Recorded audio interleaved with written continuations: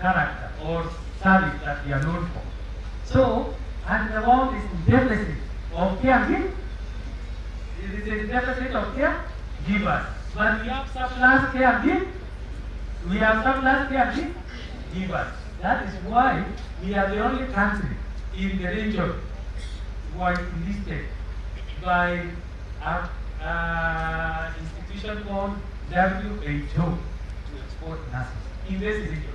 Uganda is not allowed, Tanzania is not allowed, Burundi, Rwanda, Ethiopia, all these countries are not allowed to export nurses. We are allowed. That is why you see Australians coming for nurses here, US coming for nurses here, Germany coming for nurses, Austria, and all those countries. Because we are a surplus unit, we are allowed to export that kind of labor. So it is labor mobility. So as a firm, we facilitate labor mobility. And remind you when to go there, remember home. You never remember home. So continue doing remittance, isn't it? So continue doing remittance. We will be showing you some things here in a short while. So let them still continue working on that. So have you understood that concept? Yes. So it is right for us to export what we have in surplus. Or it is not?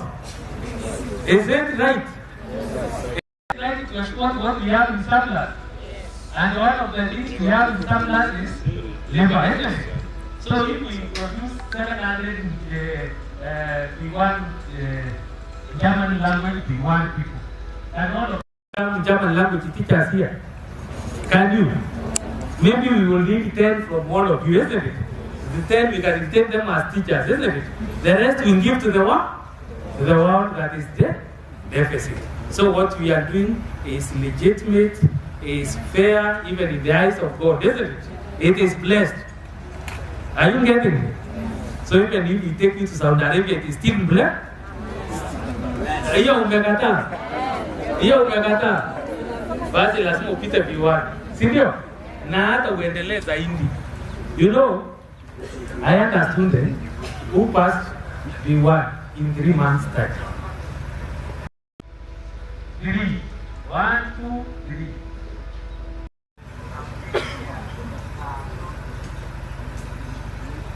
I had a student also from Kisumu who got 2 papers in B2, 100.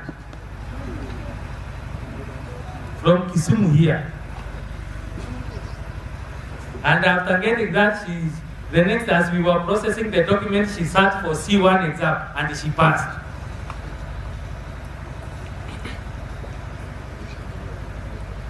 I have people who have been trained up to B1 and they chose to sit for B2 exam.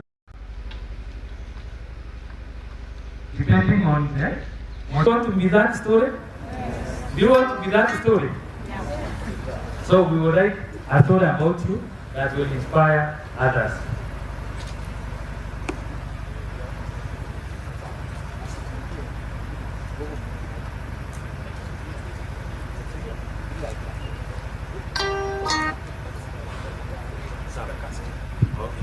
So, we are almost there. You will see, you will hear from people from this region who are in Germany, who will be waiting to see you, who will be waiting to welcome you, mentor you, be your friends there. So that you don't walk alone. Do you want to walk alone? Do you want to walk alone? Do you want to walk alone? So we don't want you to walk alone. So we will have people that will be joining us shortly from there who will be giving you how to go about it. So, but as I look forward to finalize this, I want to start with my first speaker. I want to start with my first speaker for this morning. He will tell you something, a little bit. Can you clap for the boy from He's a very young man. You know that? Very young. na amefanya exam ya USD, amefanya ya kote, amefanya zote. Aliwaambia hivyo? Hakuwaambia hivyo? Unajua aliongea kitu sijui. Hiyo Kijerumani mimi hata salamu sijui. Hata salamu sijui. Bosi alikataa nilani, akaona nikilani nitaenda huko. Na kazi yangu inapaswa kukua connect nini hata. Sasa nisome hata mimi niende huko Germany. Niende huko. Niende. Nikae hapa, si ndio?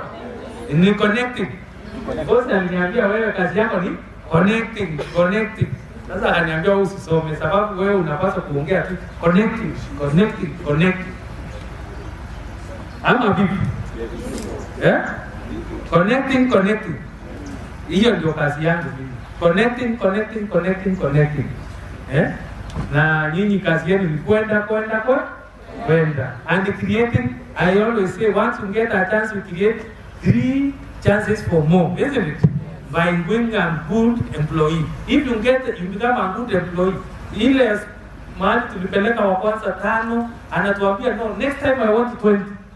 I want 10, isn't it? Because the worker goes fast, becomes an ambassador. And when you become an ambassador, we are able to get more and more. Kwa hayo machache na hayo mengi, jina naitwa nani? Kwa Kiswahili mtembee ni kumaanisha nini? Huku mtembee ni nini? Sasa nimetembea all the way to here, to Home Affairs. Yes. Can you clap for me? For walking all the way to Home Affairs. Haya, karibu bro.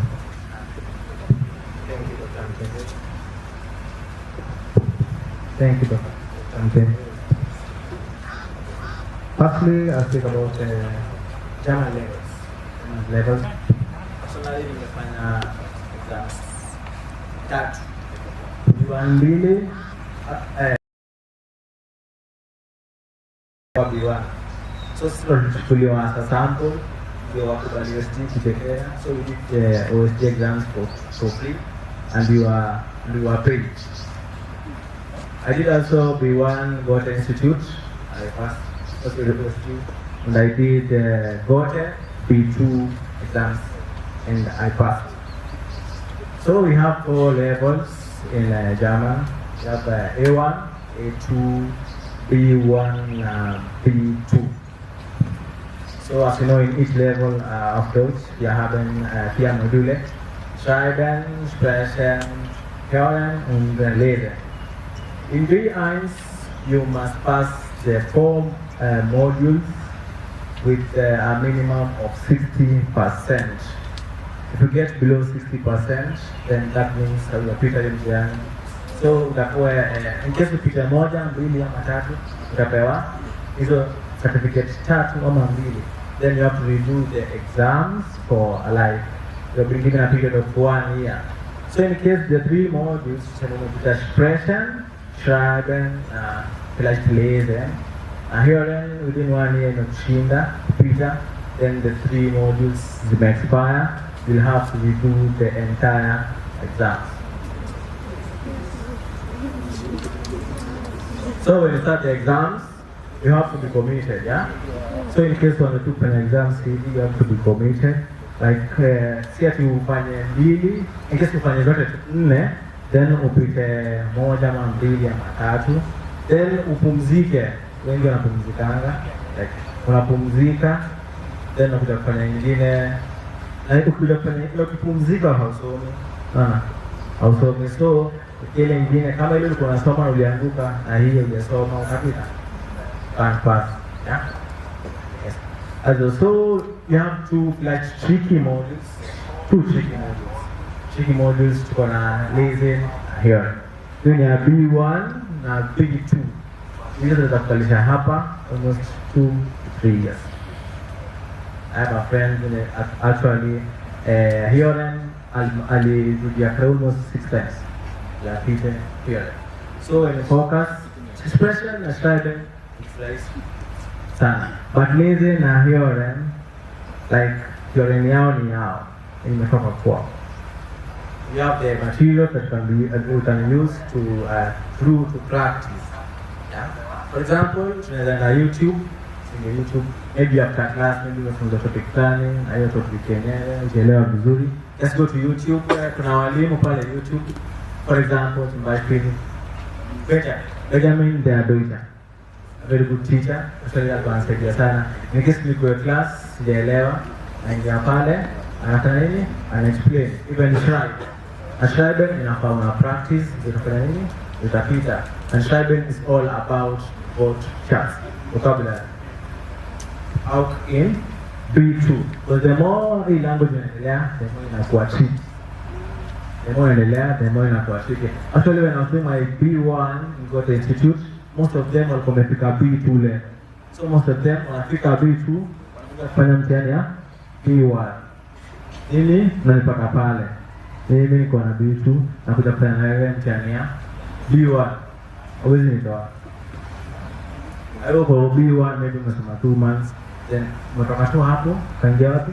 Kaingia exams. Mimi nimetoka hapo, nikaingia B2, nikafanya revision, nikaingia B1. Automatically hauwezi shida. So tuko na pia DV, kama unajua DW. You have an outbuilder books that motive, yeah? So rely on mention, maybe kama unatumia mention ukiangalia vizuri, hata mjani kawangi hapo. Yes, for grammatic. Na grammatic, inatufunza wapi? Grammatic ni only present in Schreiben. Grammatic, haitakusaidia kwa hearing na lesen. Hearing, lesen, tunaingia kwa vitabu e.g. motive. Ja? E.g. kwa motive. A1 bis B1. A1 bis B1, wir haben Motive, vielleicht. Wir haben Motive. Wir haben Werkstatt. Werkstatt, hizo ni vitabu, ya. Werkstatt. Buchstabieren. W-E-R-K-S-T-A-T-T.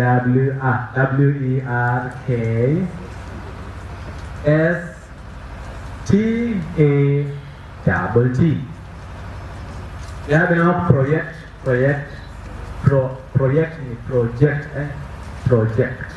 In English, but in Projekt approach.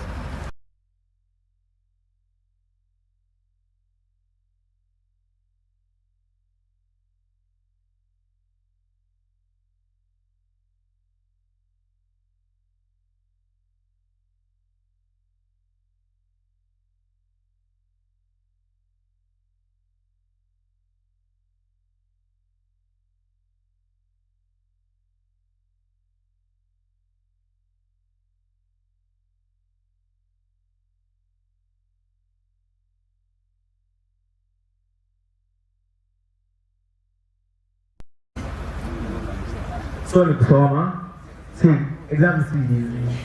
Ile exams inatoka huko, sijasitiwa Kenya. Inasitiwa wapi? Austria. Si exam body yao. Inatoka Austria. Ya Germany Goethe Institute inatoka wapi? Germany. So exam ninafanya, mtoto wa Germany anafanya, mtoto wa Austria anafanya, Switzerland, Schweiz, USA. Hizo country zote Iraq, zote zinatoka wapi? Germany. Austria.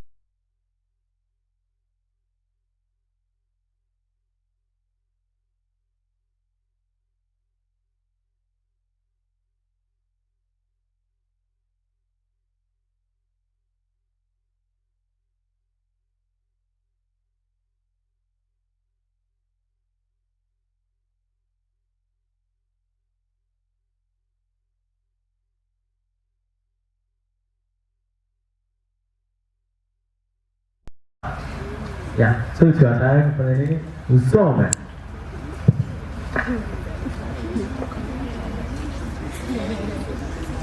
What requirements? Kuna swali.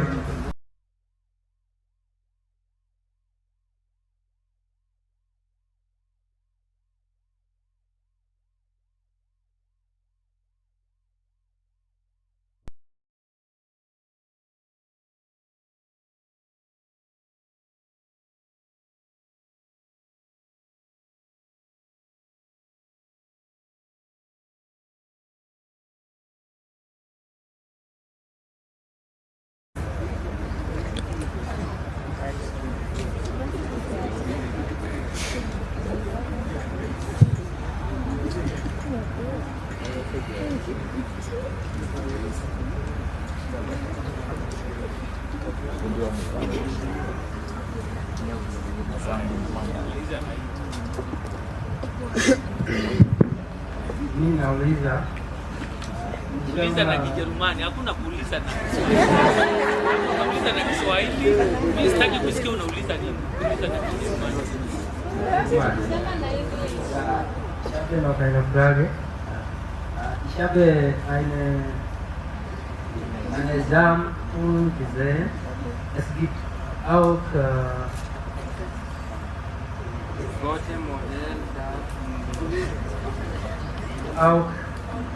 Osten.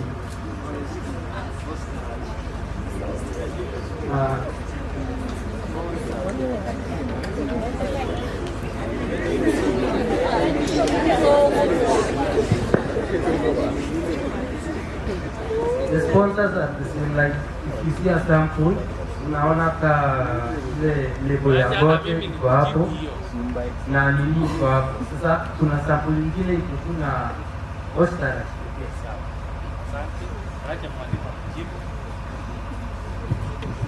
Wanasema sample wame kuna stamp ya stamp. Okay, OSD ina board exams gote. OSD ina board exams gote. Kwa maana kuna exams kuna stamp ya OSD na ya gote. So in case maybe your time hawana exams, so wanachukua exams za gote na kuna stamp. So in case no. The exams is the same. Ya gote na OSD. Right?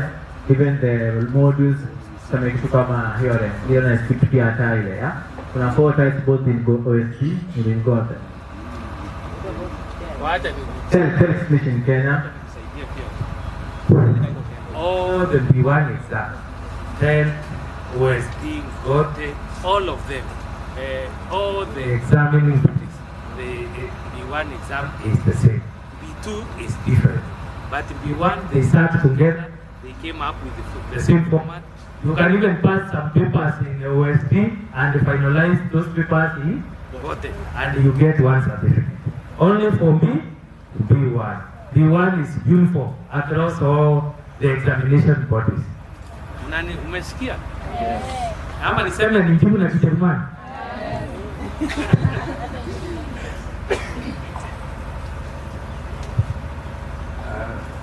Hello?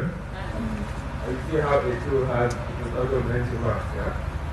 Or it's exam. So B1, I saw somewhere that out of 400 marks, every single child has 100 marks, 100 marks.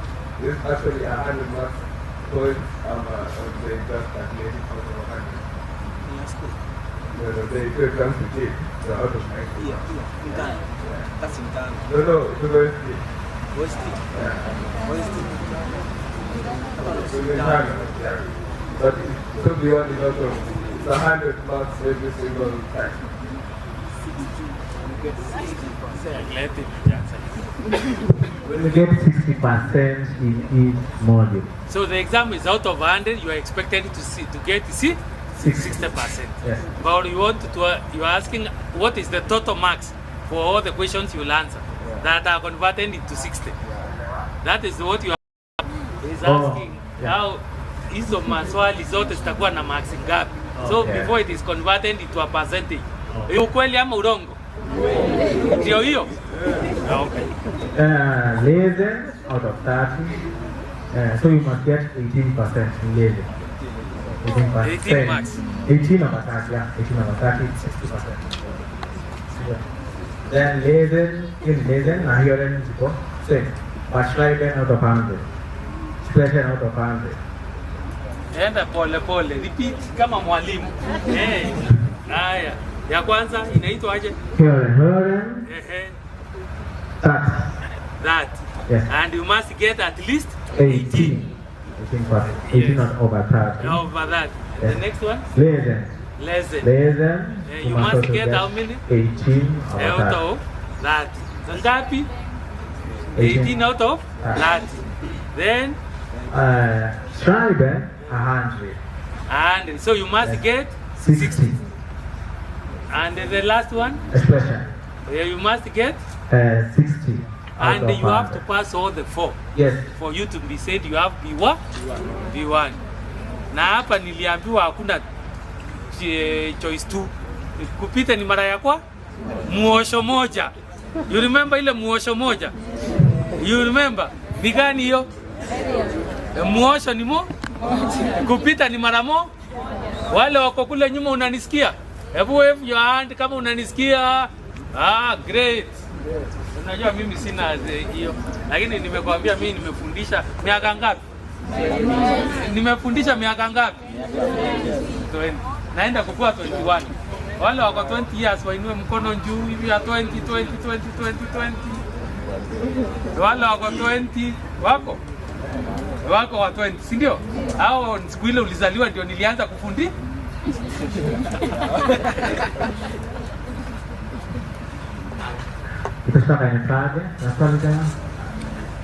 That is our friend in Germany, the one, she's a teacher there. She teaches there. She went with the opportunity card. She will be speaking. She was to speak to you earlier, but tukachelewa na connection. So she is going to work to go and teach. Lunch time yake atakuja kuwaongelesha. Sawa? Mnaweza muivia out of love, lakini hawaoni. Tutamwambia anawaona, atakusikia. Out of love ndio hao wanakuivia. Ndio hiyo. Tu atawasalimia na waongelesha. Ako Ujerumani, anaenda kazi. Sawa? Anaanza kazi 11 ya saini. Anaanza kazi 10. Tunaenda 10 ama tunaenda 11? Tunaenda 11, anaanza 11 which is 9 huko. We have a 2-hour difference.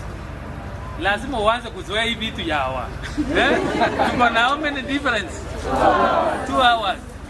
You should start thinking like you live in Germany. Even me who doesn't know German, I know I behave like I live in Germany because I connect people to go and live in Germany. I know all those 16 states. I can tell you everything in each one of them. Go ahead.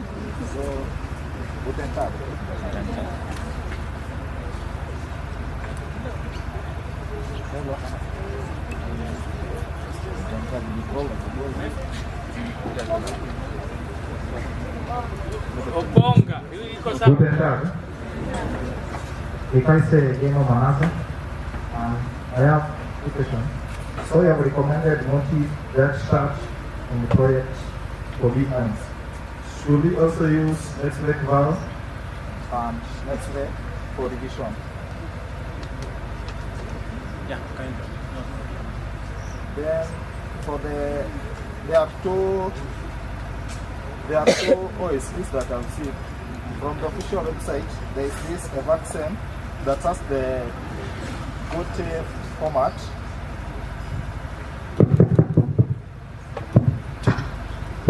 So there are two OSPs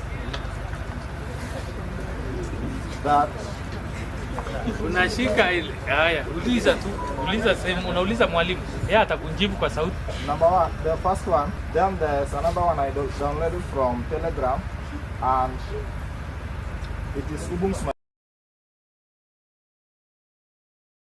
foreign. It is only true and false from question 40 up to 60. So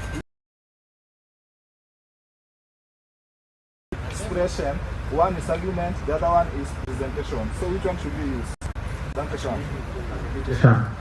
You can use both of them. Yeah. But you'll be told the exam body that will book for you. You'll ask them. But for revision purposes, you can use both of them. So job requirements in each level. In case anyone wants to do nursing, you have to get your B2 certificate. B2 certificate, no B1 nursing. But nursing based by B2.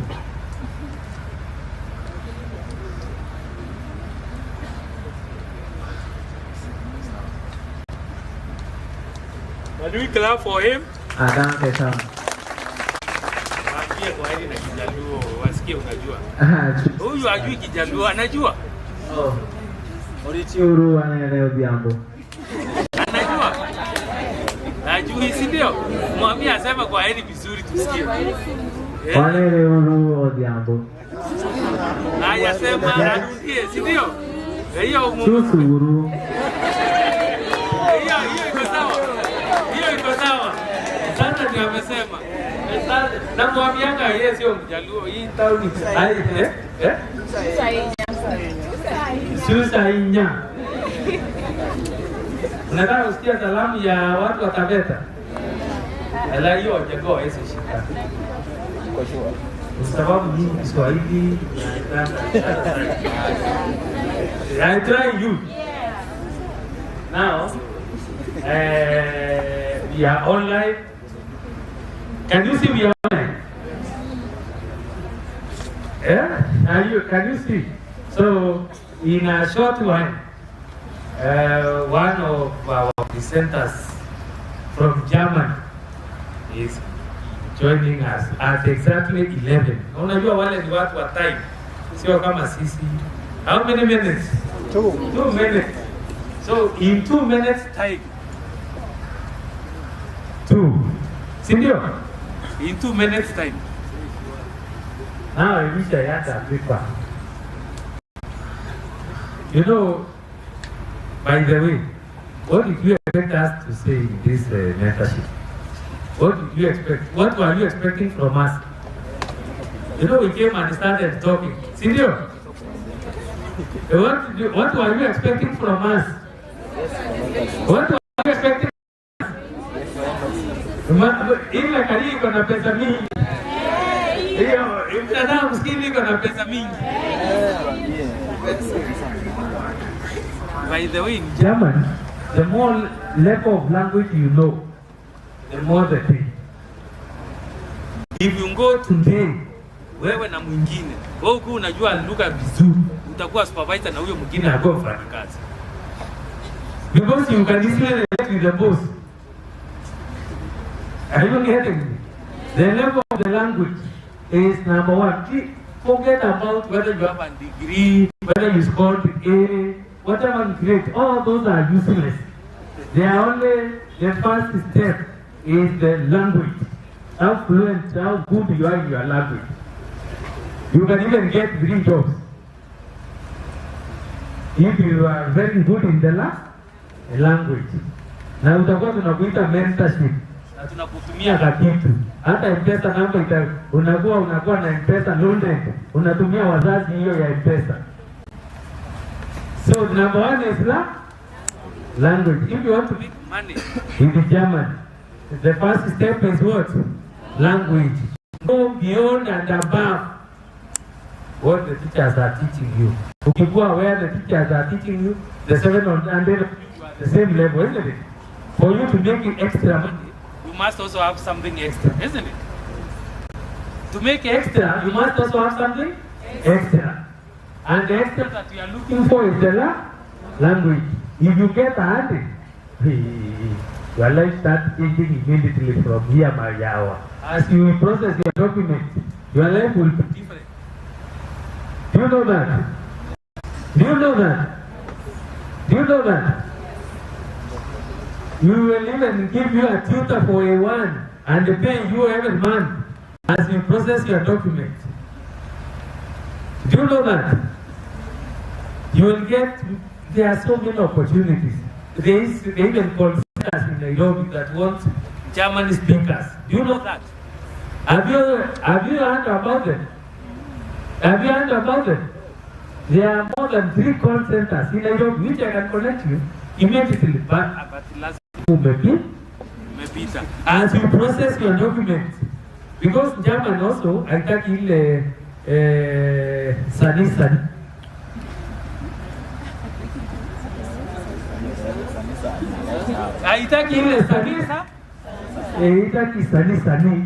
It is a process.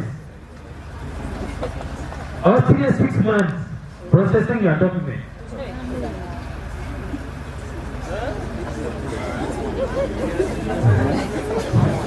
Germany minimum 4 months processing your document. Sani.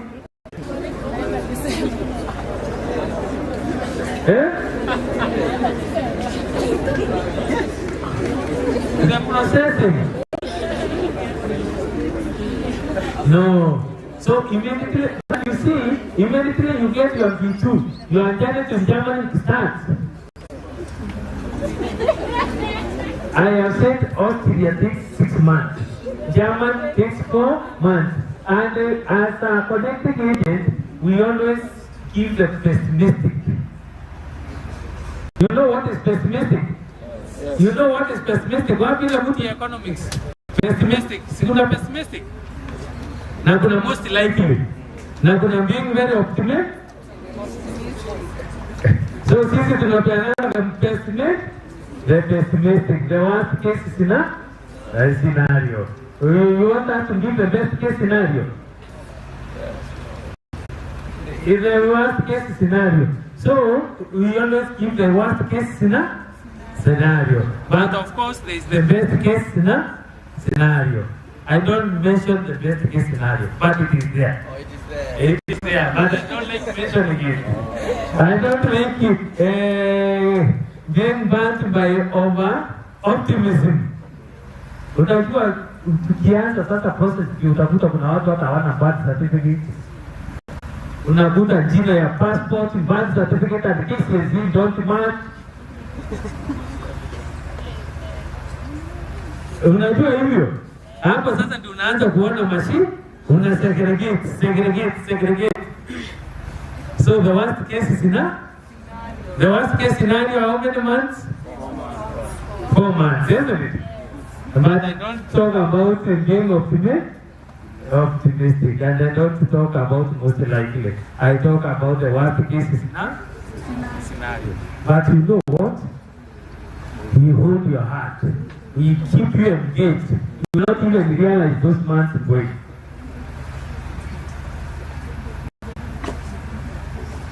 He passed his exam in October, isn't it? August. It's going when? It's going in March.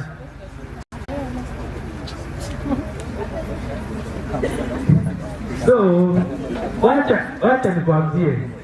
Nimekwambia kama unataka kwenda nchi ya kutoka leo uende kesho Saudi Arabia. Hiyo tunakupea ticket within 21 days. Uko kwa ndege umeenda. Sababu German kwanza lazima upate resident permit. Permit ya hiyo county imekubali unataka kuishi hapo.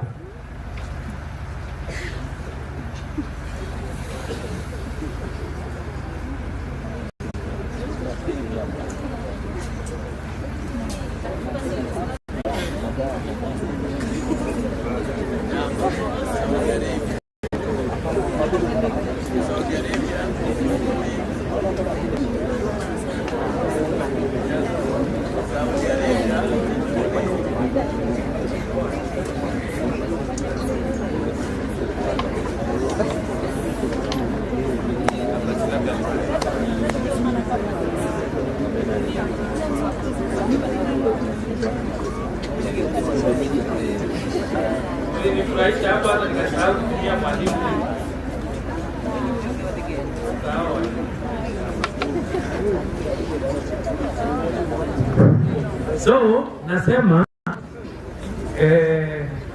last month German upate kitu inaitwa resident permit. Wakubali uishi huko. It takes approximately 1 month. That is what it takes the longest. And then kuna kumbuku visa. Ukimbuku leo wiki kesho. Sindio? It takes between 2 weeks to 1 month.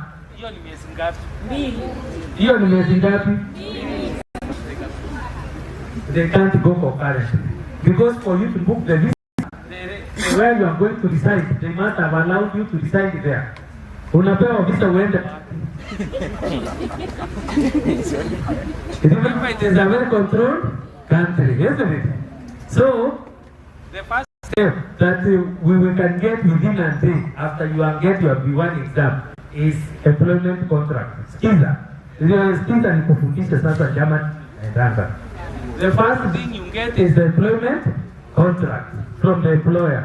Once you get the employment contract, we use that employment contract with your certificate to apply for resident permit. Once now the resident permit comes, that is what we use to apply what? Visa.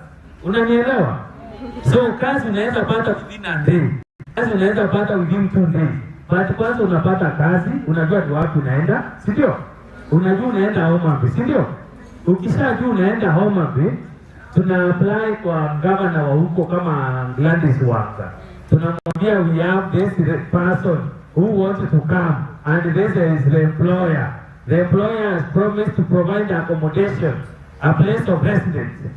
Now the region approves that they want you to live there and work there. You understand? Now, once we get that, that is what we apply visa with. Now he says, I have an employer, I have a place to reside. Now, please, the government of Germany allow me to go to Germany. Can you be allowed to go where you don't know where you are going? Can you? Yeah? I'm going to go there and I'll be yeah? Broadways. But that is not Kenyan government that is doing that. That is another employer. So I am telling you naturally, the shortest period, the shortest is so. But the most important thing, let me tell you, what you should treasure is getting a contract. What you should treasure is getting a what? A contract. Once you have a contract, you have a job, isn't it? That is what you are looking for. What are you looking for? This time as an administrative process. The most important thing is a what? A contract. That one gives you motivation, isn't it? It keeps you alive, your hope alive. What are you start I enjoy? One.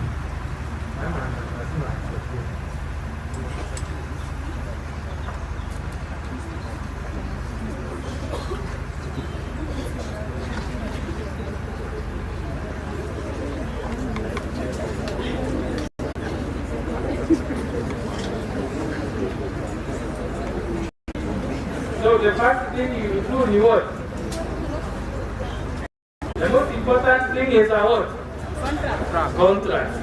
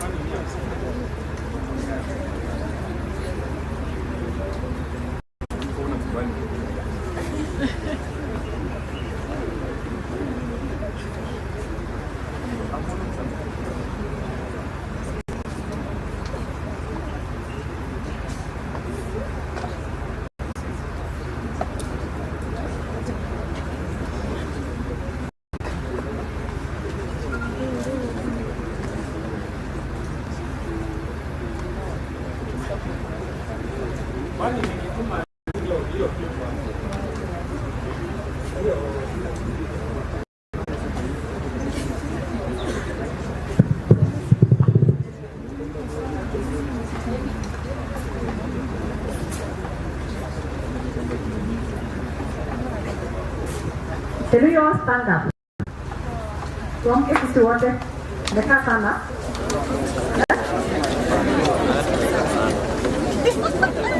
Mekaa sana.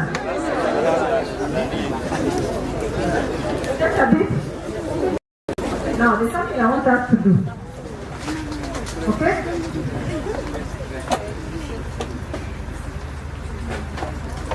I want you to do what I say and don't do what I do. Is that okay? Is that okay? Is that okay? Yes. Quickly. Ukifanya makosa, tafadhali keti haraka. Sawa sawa? Yeah? Yes. Okay, 1, 2, 3. Touch your head.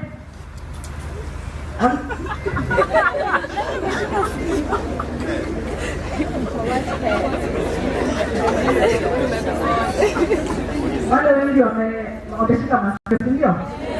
Si ni kweli? 1, 2, 3, jump.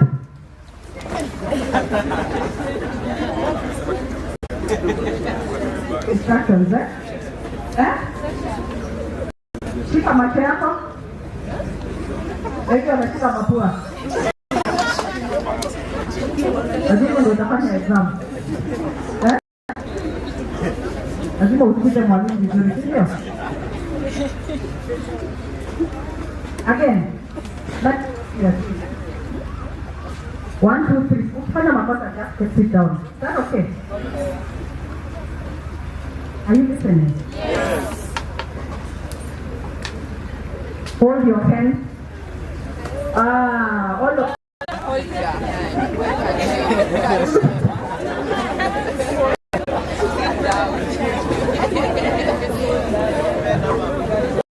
raise your hands.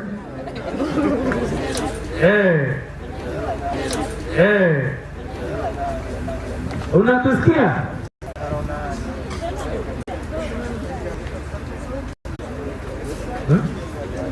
Wako wengi na line hata wengine wako line kubwa ndio mpate watu wa kukulisha huko, si ndio? Mpate watu wa kukulisha huko, si ndio? Msikue na haraka, nimekuambia sio sali. The first thing alisungeta hapo nani?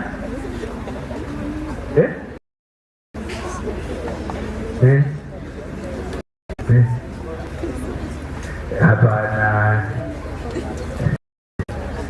hata unaweza sauti wewe ulisahau. Kwa nini hujaisi?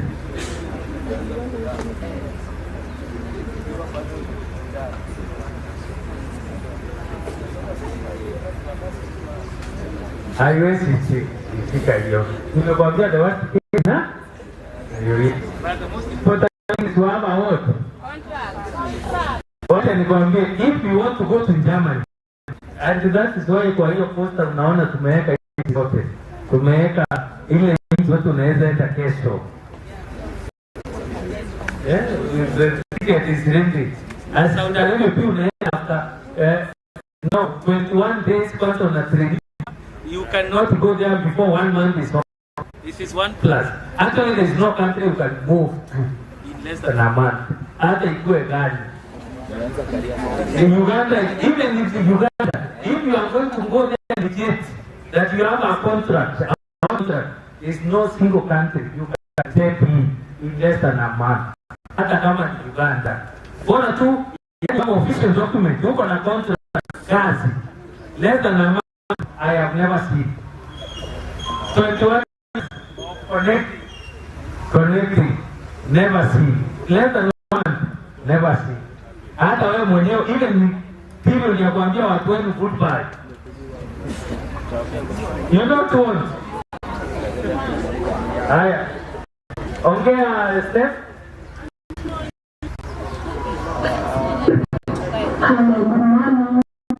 Good. Haya, salimia na Kijaluo kwanza wasikie Kijaluo.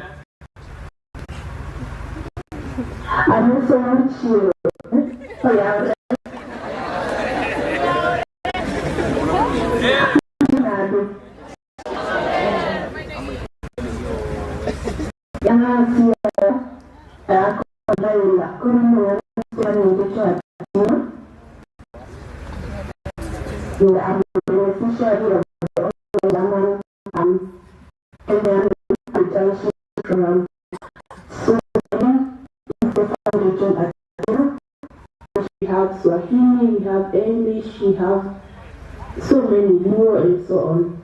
German is the spoken language. In the train station, at school, in the supermarket, the prices are all labeled in German everywhere. So all you need, or what you need to equip yourself with the journey of coming to Germany is first start studying the language, of which you have already started, and I'm super proud of you all. Being with conquering the language, we are winning together. Yeah? So there was a problem. I didn't know about it much. Back then I was still young. And when I was finishing my B2, or when I was doing my exams, I failed. Personally, I failed. And failure is not what do I say? Failure does not determine your future. Once you fall, keep standing. No giving up. The end goal is to come to Germany and achieve your dreams. So when you fail even the language, the exams, do not give up. Pick yourself up, go back to the drawing board, do it, do it, do it. I did it, you can, and the others will. The people have done it before, I have done it, and you will make it here too. In German we say, Übung macht den Meister. Yeah? Practice equips you with a skill.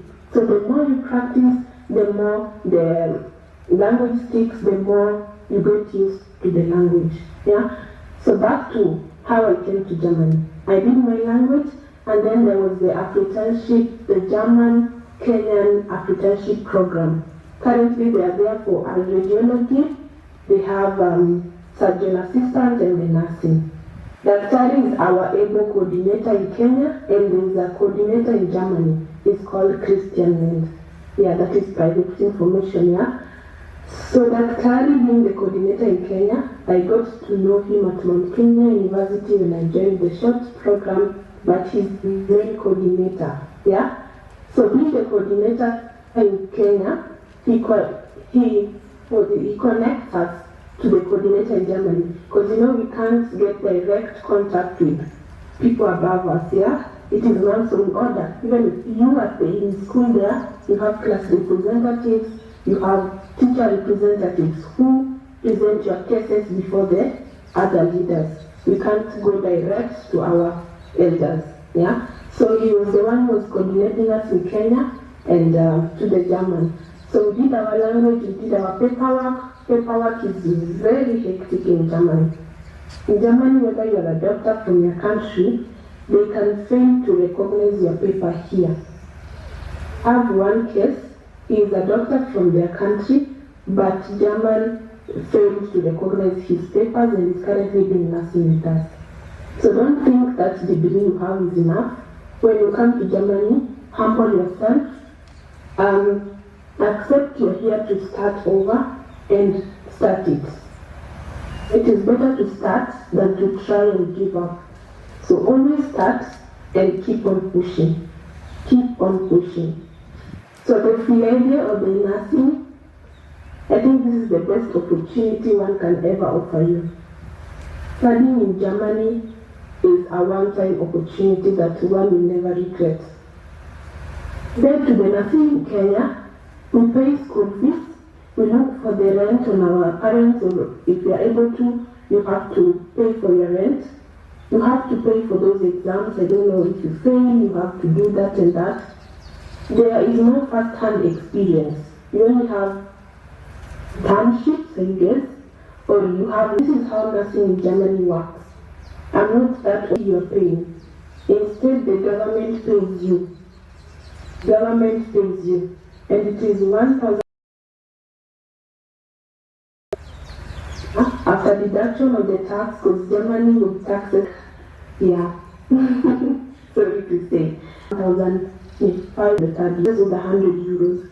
Remember currently, imagine doing anatomy, doing communication, what other thing do they have? All those units, you're studying them in German. There's no English, there's nothing. But Latin remains Latin, like the chemical compounds we had in chemistry. We also have them in biology. So when you say the body needs potassium, yeah, you remember that K, the one you are writing those abbreviations, you need that. Potassium stands for K. So means in Latin it is kalium. Kalium. Kalium. So in German it remains kalium. Yeah? If sodium is Nr, meaning sodium is natrium. You have to keep that. So that background studies, that high school concept you have to keep on doing with it. And then this is how it works again. We have 1 month of school, an entire month we study, and then the following month we go to the hospital. So it is work and study, work and study. Within 3 years, you will have had the same period in the hospital and the same duration in school. meaning you have first-hand experience. When you finish your school, when you finish schooling at the end of the 3 years, you are directly absorbed. You choose to remain in your hospital, or during time you can apply to other institutions. But when you finish, there's nothing like internship and so on. You directly get absorbed into the field. Later on, you can expound and so on. And remember, nursing is currently on demand in Germany, so people keep on pushing. It is possible. Push, push, push. Wake up in the morning. Spend at least 2 hours a day. We have 24 hours. There's 8 hours that is lost unknowingly. Spend 2 hours of that 8 hours lost daily. Study German. Push yourself. Do not wait for the tutors. Push, push, push. There are many opportunities.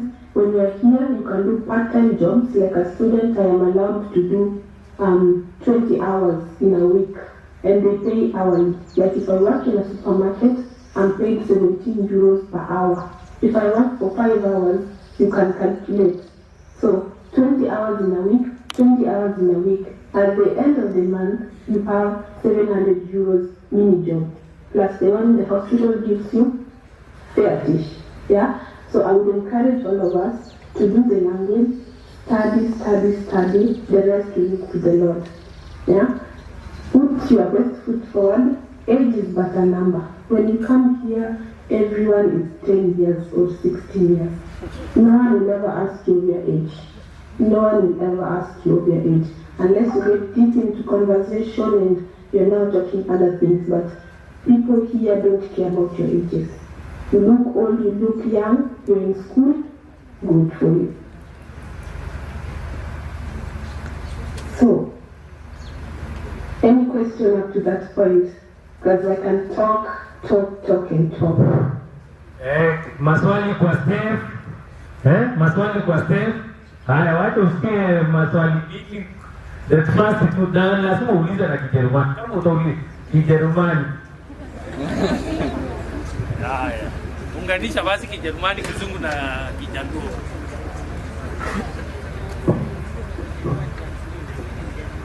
Hello, Rachel.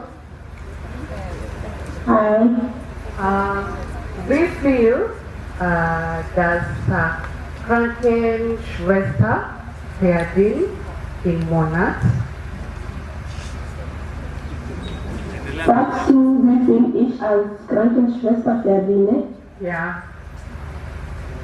So, wir haben, also es ist unterschiedlich und hängt davon, welche Stadt du wohnst. Du weißt, dass in Deutschland wir haben verschiedene Bundesländer. So, ich bin in Baden-Württemberg, das ist ganz unten.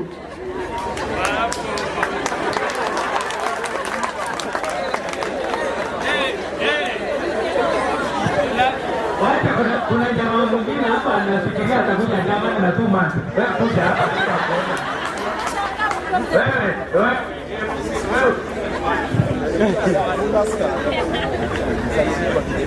Uliza na Ijiona de. Ani kinyinga iluga ni jono dero.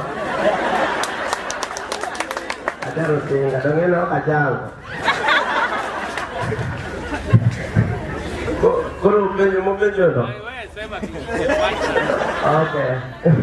He has asked the question and you are replying, but you are so fast.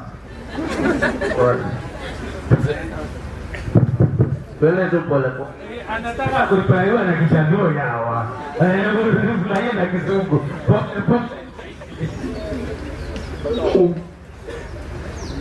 So, als Krankenschwester oder wenn du Ausbildung machst, monatlich, wir kriegen 1.300 €. Das ist im Unterkurs. Dann im Mittelkurs, das ist das zweite Lernjahr, wir kriegen 1.400 €. Im drittes Jahr, wir kriegen 1.500 €.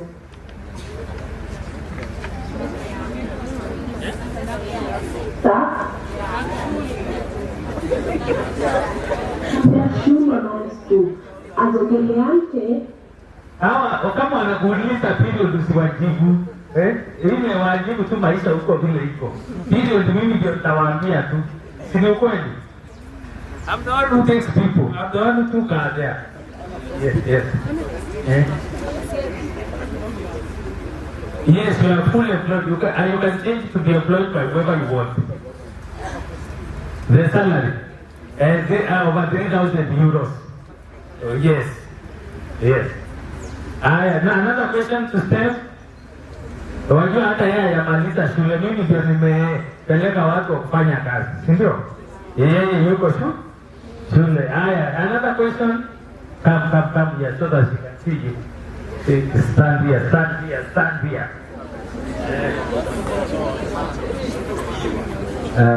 Guten Morgen. My question is just based on what she has asked. Du hast gesagt, dass du ungefähr 1.400 Euro verdienst. Also, das ist mit oder ohne Steuern. Das ist alles. Excellent. Okay, nochmal. Während der Schule, wir kriegen 1.300 brutto, also ohne Steuern, am ersten Lehrjahr. Wow. They're even clapping for you. And you can follow her in the TikTok. Here you have over 600 people. She keeps on talking about German and life in German. Follow her in TikTok. How are you called in TikTok? So Stephanie, S-T-E-P-H-A-N-E-A.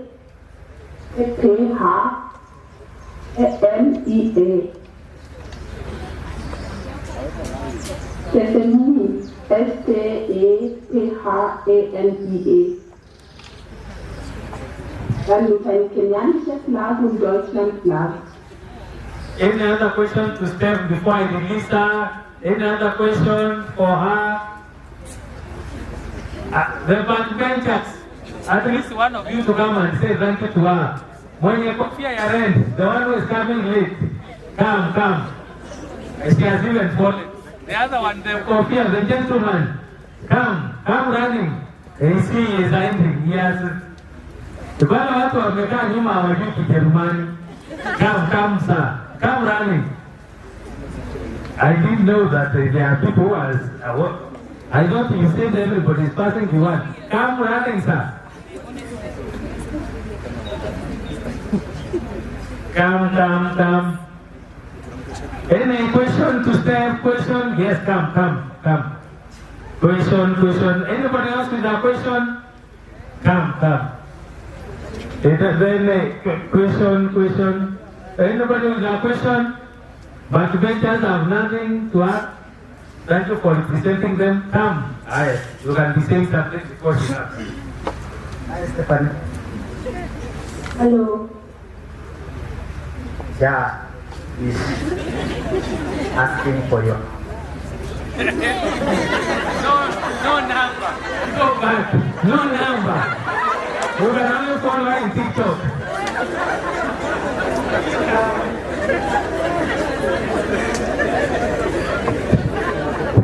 Go ahead.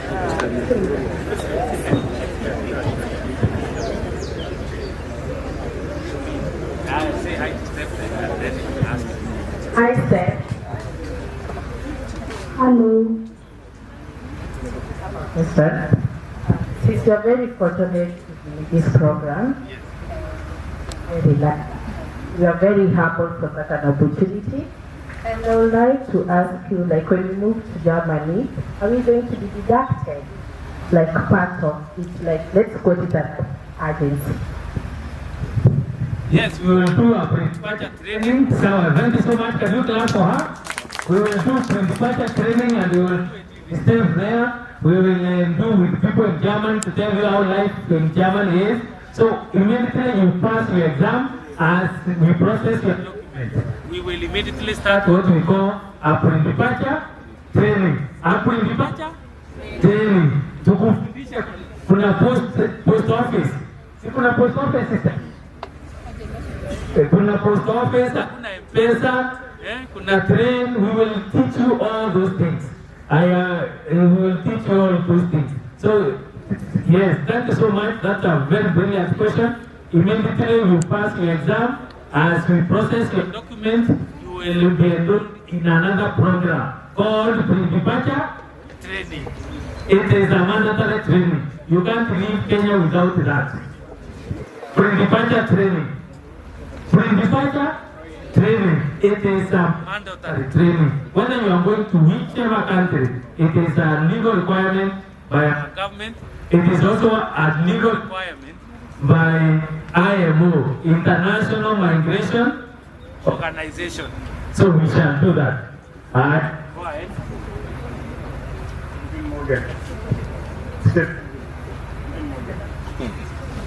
Anakusikia. Go ahead. Okay, say Paulo, and ich habe eine Frage. Wie viel ist die Ausmiete da in Deutschland?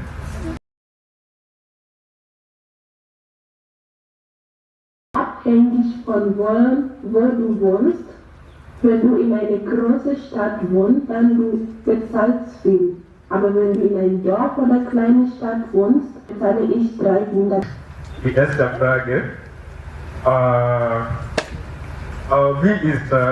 wie die Leben in Deutschland, vielleicht deine Tagesablauf, was am Morgen, am Nachmittag und so weiter ist die Nacht. Mittag und so weiter ist die Nacht. Aber er hat schon was. Die erste Frage und die zweite Frage. Wo lebst du in Deutschland?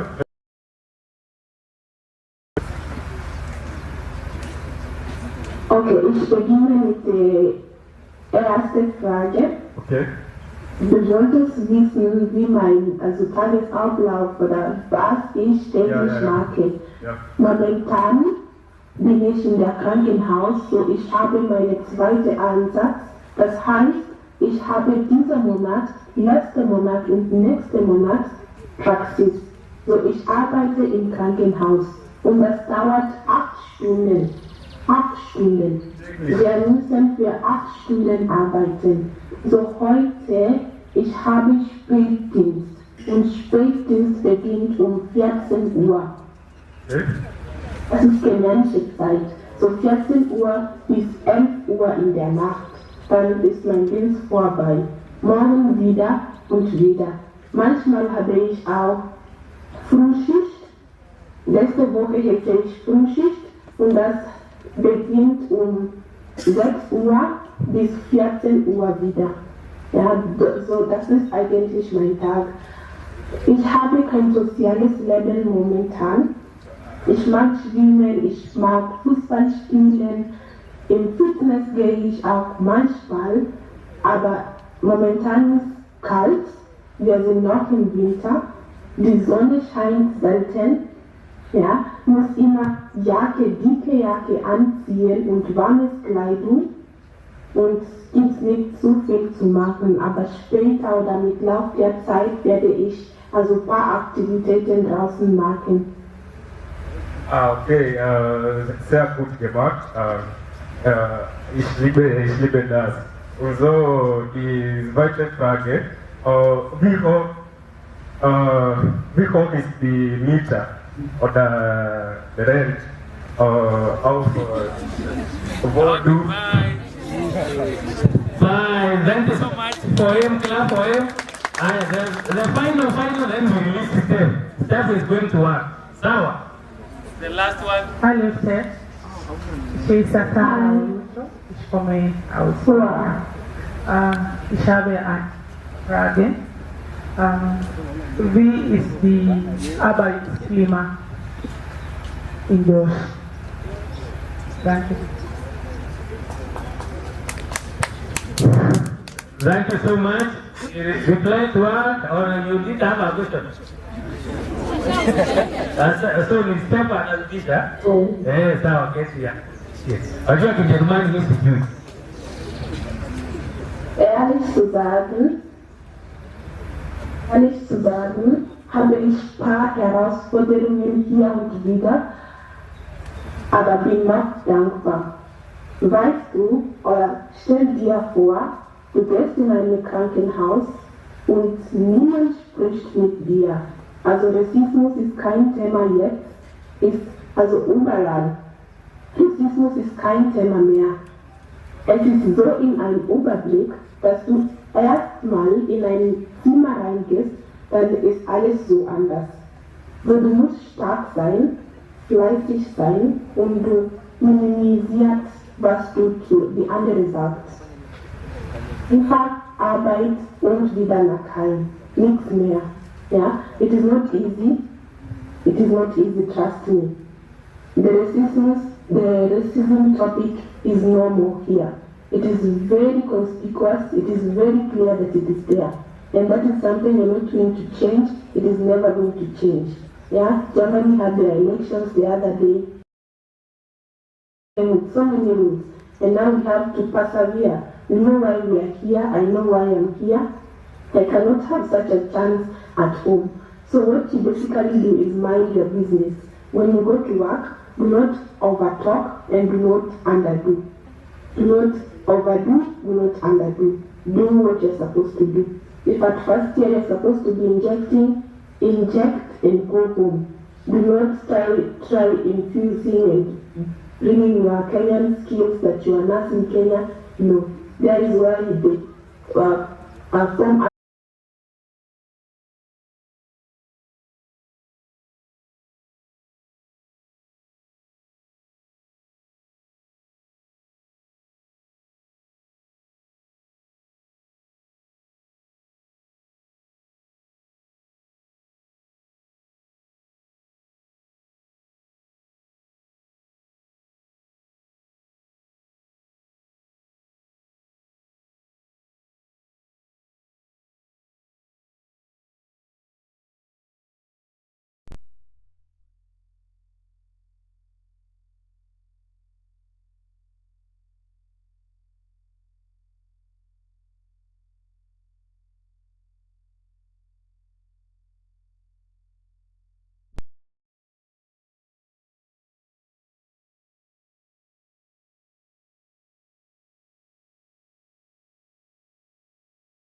It's very clean, it's organized. Covered with Alps, yeah, with snow. It's very cold and so sorry. I also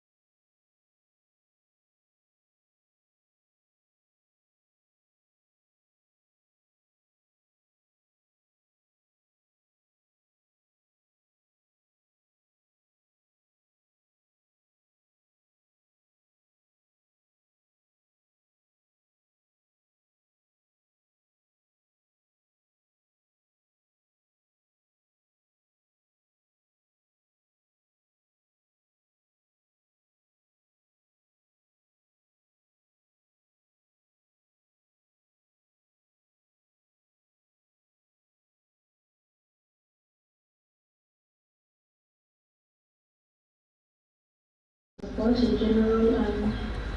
Yeah, I'm looking forward to welcoming more people, Kenyans here.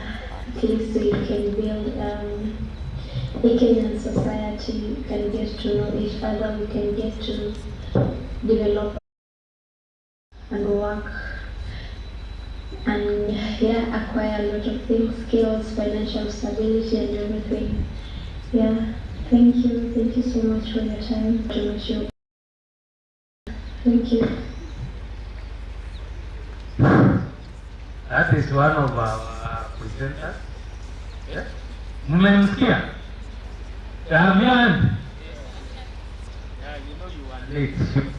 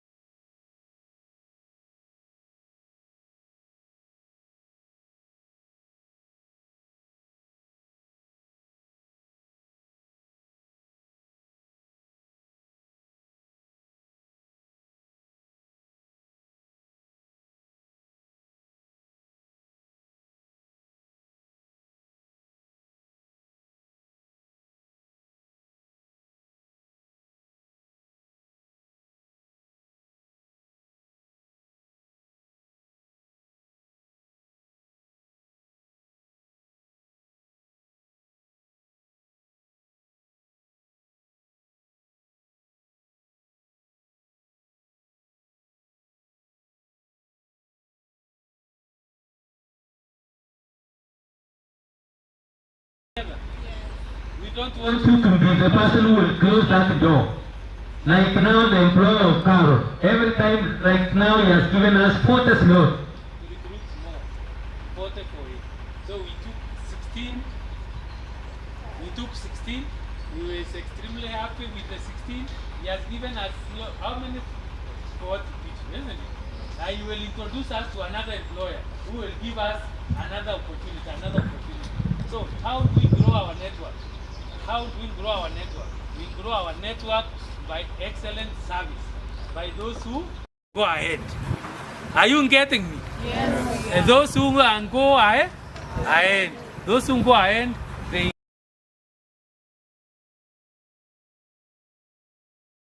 more. Are you getting? Yes. And one thing that one course, and as I've told you, having taught for the last 20 years, I know passionately. We love. We decided to do the least that we can do, and we will be so happy to partner in this project. This one, but we will be so happy to connect a few of you through our project.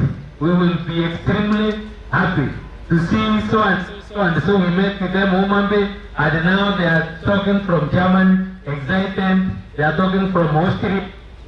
Process also of concluding deals with the Swiss. You know Swiss is also a German-speaking country? So we're in the process of concluding deals with them. So we want that German-speaking region to take people there. And why do we want German-speaking region?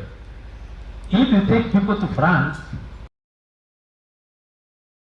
that speak French, true of course. So they will source labor from those countries.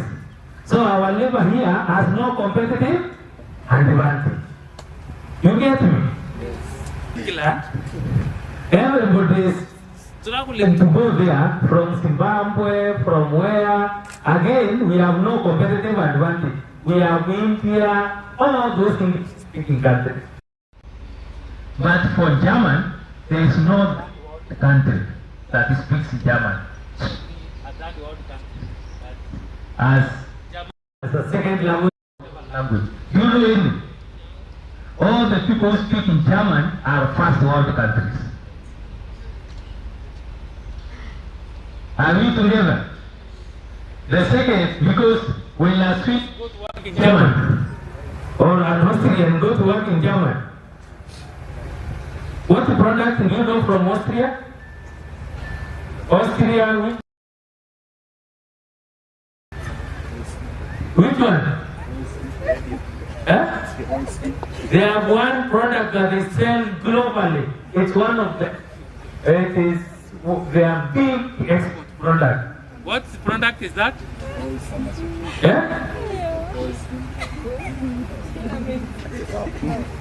At which one? It's called Red Bull. It's called what? It is with all the love from the people of Austria. Did you know that?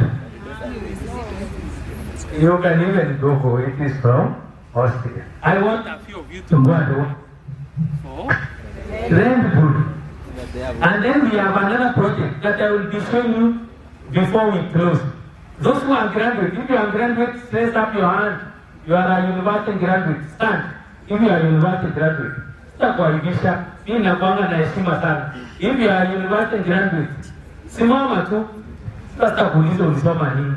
Stand. The others can be filling the form. Kama you are a university graduate. Yani nyinyi ni waoga. If you are a university graduate, clap for them. Let's encourage them. I'm so proud that you chose this program. I'm so proud. The university graduates, can you clap for them? I'm so proud. I'm so proud of you. I'm extremely proud of you. Munasikia? Extremely proud of you. Because you've chosen to start again. It's not easy, is it? It is not easy after standing 4 years and whatever you standing. But I can tell you, keep on standing. When umekaa hiyo masaa yote, simama. Kili niseme mpigiwe makofi. Yeah? So, there is a project I will be sharing in that WhatsApp group. If you are graduate, try your luck. Isn't it? Deadline is 23rd of this month. Try your luck. You might find yourself working for BMW. You might find yourself working for Mercedes. If you are a graduate, and don't do it if you are not a graduate. Are you getting me? And we will be so happy if one of you, if one can come from Omambi. See, it will be exciting. See, it will be exciting. It is a program for all African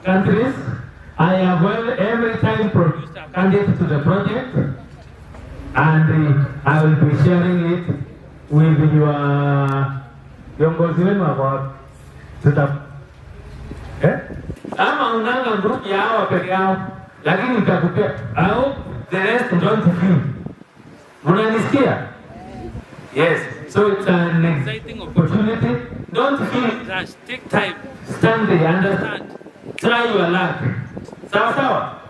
And you might work for one of the top German brands. Are you getting it? It is an exciting opportunity for graduates. Even to Homabay today, I don't even want to say what the name is. Sawa. But even if you are not selected for this one, you are doing extremely well. Sawa? Have a seat. Clap for them. Then the next group I want to clap for. If you are below 21 years of age, can you stand up? If you are below 21, how are below 21? Teenagers. People who finish school during COVID time. Wale walioafektiwa na COVID. Can you stand? Or below 21. I have said below 21. Papa, you are below 21. Below 21. Below 21. Below 21. Below 21. Below 21. I have taken people to Germany at 19 years. You see, I have taken people to Germany at 19 years. I have the courage. See you will have big brothers there. Can we clap for them? Yeah. Then the next group I will call you Pole. If you are passionate about construction, I'll give you a story about construction and the developed countries. Just now. If you are passionate about construction, can you stand? Passionate about construction. Whatever type of construction, mental construction, what construction, if you are passionate about construction. If you are passionate about construction,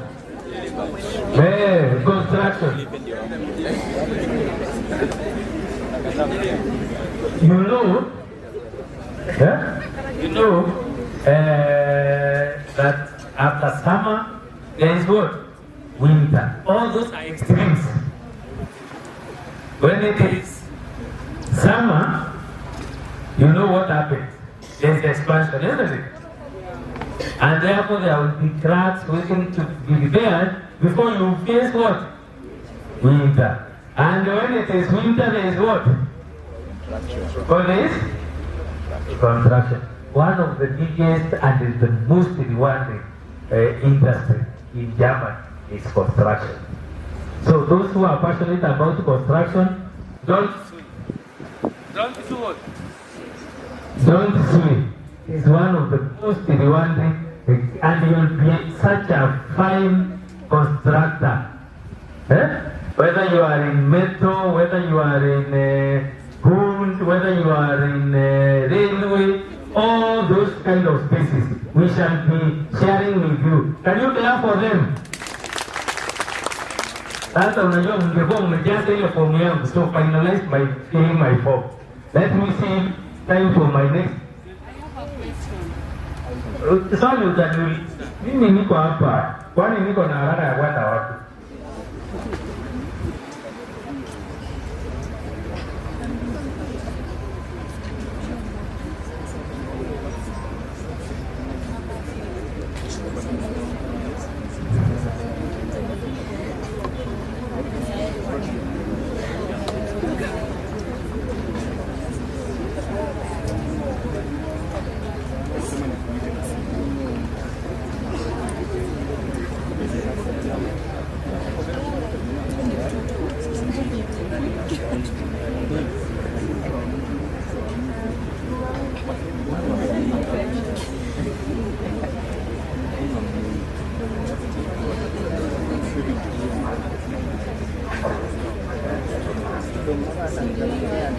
Have you finished filling the question? Can we remove it?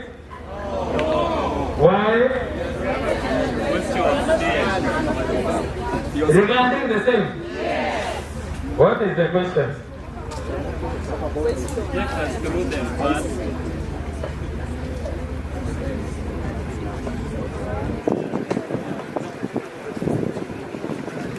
You're only filling one. Don't for careers, you can fill it later.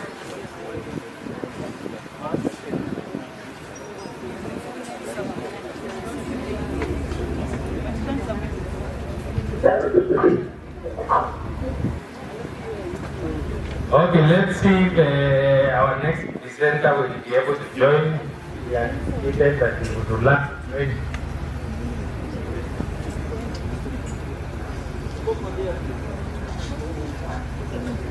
Hello, Doctor. Morning, there. You can. Hello. I'm ready. Wapi kuja bwana tuonyeshe mkuu waone wanafunzi wa marafiki zake.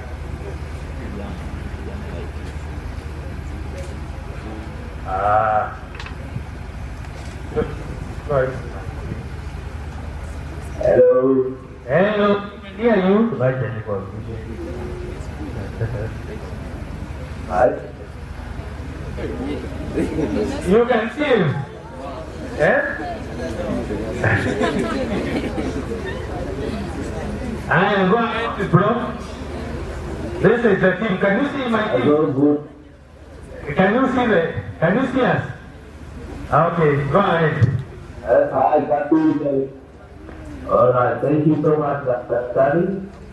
And my name is Jeremy Maina, and I've been residing in Germany from 2009, and in between also been also around Kenya, and we as project to bring sustainable to sustainable labor began in Kenya was there.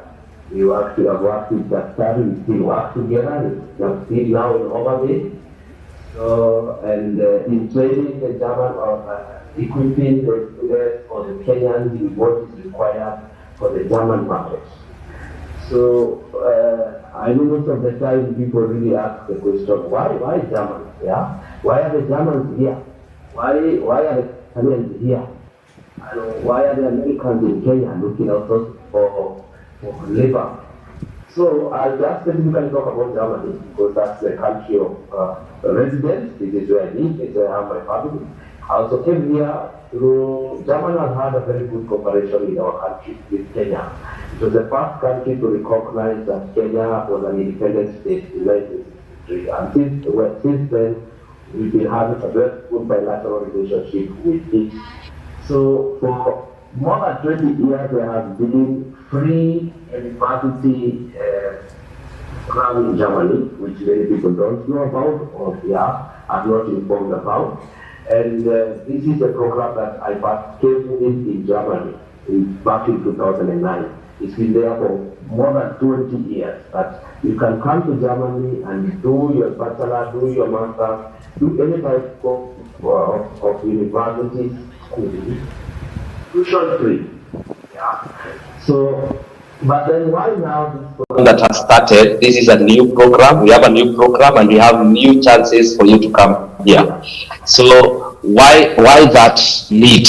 So German economic system, socio-economic system, is a socio-economic system, unlike Kenya, which is a capital economic system. So what does a socio-economic system mean? That the people, it is supported, the people who are working support people who cannot work. Who are people who cannot work? These are people who are children, you cannot force them to go to work, and people who have retired, you can also not force them to work, or they don't have the energy to work. So the people in between this, they support the economy, they run the economy. So the two groups, that is the children who cannot work and the old people who cannot work, they are supported by the people who can work. So technically, the number of people who are retiring are becoming more than the people who are there in between, who are supposed to support, or who are called the sandwich generation, who are supposed to support the economic system. So why? Because they have a bigger number of population, old people. Our country, 75% of the Kenyan people are below 35 years.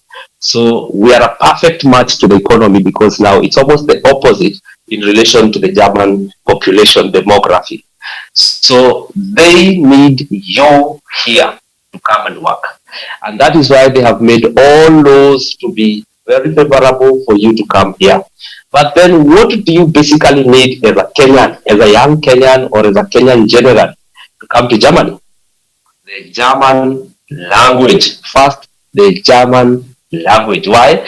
They are taking people, and form 4, of course, minimum form 4, because they need people. They are going to train, as Dr. said, as young as 18, and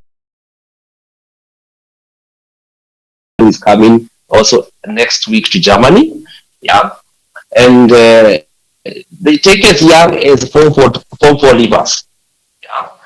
As long as you have German competence, that is, you have a German competence up to B1 minimum. And then from there, we can talk about B2, which is a sister to B1. It's just that you interact with the language a little bit more, and then you show that you have that competence in the language in the level of B2. That is level 4. That is fairly lower levels, because level 3 is like the middle level. We have 6 levels according to the European language framework. So the only thing I keep on insisting on the young people in my country, whether I am on the ground, is do the language, practice, be conversant with it. Your opportunities are open for the German market. Either you will come here to do vocational training, or work, or to look for vocational training.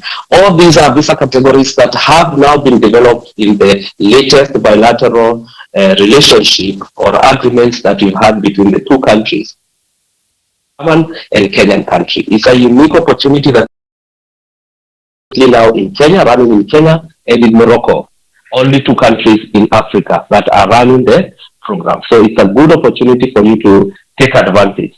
Have Kenyans been here for long? Yes, I've met Kenyans who have been here for 40 years, 50 years.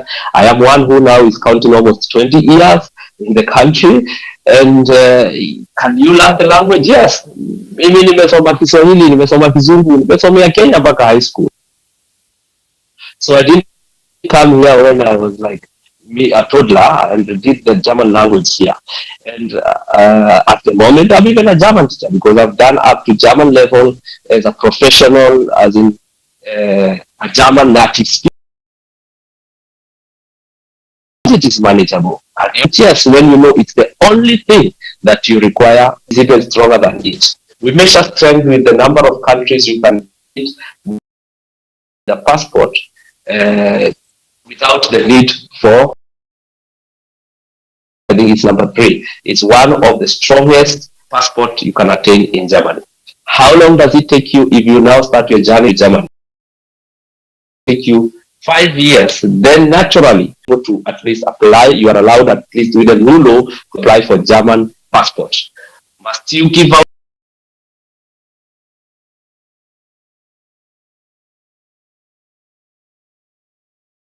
dual citizenship?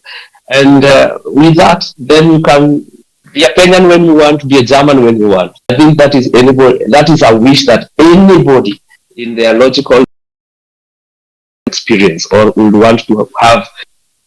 So that is like from the 1,000 euros that you're given to do vocational training, you spend around 500 to 600 maximum.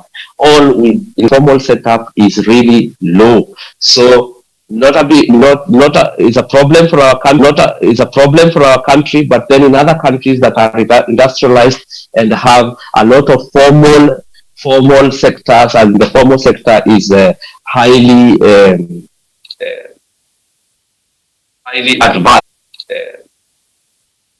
highly advanced, so they can absorb us. And that is, for example, Germany. Germany is the powerhouse to a lot of innovative companies like Mercedes, BMW, Porsche, that is in the car industry, a lot of chemical industries like the Bayer, like the BASF and chemical companies in the world. Then we have, when we come to agriculture, like John Deere and all that and other equipment. So German in and out is made up of wonderful opportunities in the formal setup. So, and I like clearing out of all the time as I'm coming to an end in the matter of racism, because when you quote German, the only thing that comes mainly to the heads of people is, hey, uko kwa Hitler, watatumaliza, like they are racist. So I want to clear it out. I've been here fairly long. My children are very black. Yeah? My wife is very Kenyan. So I'm talking from a perspective. What have they experienced? So Germany is one of the countries where the social interaction is guarded in the highest standards. Here you see a man kissing on the street, you don't even look at them wrongly. You look at them wrongly, you can end up in so much trouble. Like, it's a country where everybody minds their own business. You call somebody stupid, you pay around 1,000 euros as a fine. Stupid. Wacha kuita yeye jina kubwa kubwa, kuita yeye mjinga tu. You will be charged a lot of money, yeah, just to call somebody that they're stupid. So it's a country that has rules set to control social misconduct in the highest way possible. Nairobi, I always give this example. When in Nairobi, up at Mboya or in Kisumu, and you try to stop somebody on the street, and you want to inquire something, from 10 people, only like 5 or 3 will stop, because wajui kama wewe ni mwizi, wajui wakujui, they are busy doing their things, so they must not stop to listen to you. And that is the truth if you are sincere. So it's the same social setup in this country. So when you're in a town setup, especially town setup, because in the village it's very different. They are also very friendly, just like the village people in our country. But in the city, everybody tends to mind their own business. From 10 people that you will stop, only 3 or 2 will stop and listen to your plea. And then again, can you qualify that for racism? No. It's just a social misconduct of trust or of minding your own business that is also there in our country. So as a Kenyan black, stima inafanya nakuwa mweupe kidogo, but si ati sasa nikiwa karibu na mzungu utaona kweli mimi ni mweusi. So it's not a country that, as in, racism should not be an issue. You are guarded in this country. So and it's a beautiful country with a beautiful opportunities, as I've said, and anybody in their sane mind will just know that the only thing you require is the German language competence. Finish. So as you embark on this interest, because I know you are very interested, you have already attended this expose or this meeting or conference to come and get informed about the German opportunities. So I know you have a lot of interest. So good people, I wish you all the best. Und ich wünsche dir euch alle Gute. Und I heard that there are German students here. Und viel lernen, üben macht den Meister. So we say in German, like practice makes perfect. It builds a perfect person. Üben. And the Daktari here is the doctor of German connection in the country. Listen to everything. He's equipped with all the information. Listen, as in, ask him all the questions. Don't let him get out of Homa Bay without answering everything and anything you need to know about this beautiful country. Can we show? I wish you all the best. Jeremy actually is working. He's going back to work. It is a break time. Can you take one question or you will say in the WhatsApp? 3 minutes I have to go back to that. Yeah, you have to go back. Can we show more love for him? Thank you so much. Good All right. morning. It's good morning there. Okay. Bye. Bye. So again, I said we came late. So even the other presenter will come during lunch break. When you are told, when you are told to be here 8, you'll be 7, isn't it? Because we would have given them sessions and given sessions. Lined up presenters the whole morning, but you'll hear all of them, isn't it? And the questions I can answer, as long as you don't ask me or in German. As long as you can ask me in English, I'll answer. You understand? You understand? Yes, now I want to hear a few reactions from Jeremy's presentation. Is a serious question, or you will type for him and ask him and he will respond, or whatever questions. The expectations form is coming shortly. Okay. Yeah? Okay. I want to hear a few questions from that presentation. Mine is from that lady. From the questions from Carol and the questions from Jeremy. Those two. I can hear a few questions and then you can take and be here early now for our last presenter from Germany. She will be here at exactly 2. She was supposed to be here in the morning at 9. We disappointed her. You saw her, isn't it? She went to teach. So she will take a lunch break to come and talk to you. Will you be ready to hear from her? Yes. Are you ready? Yes. So when I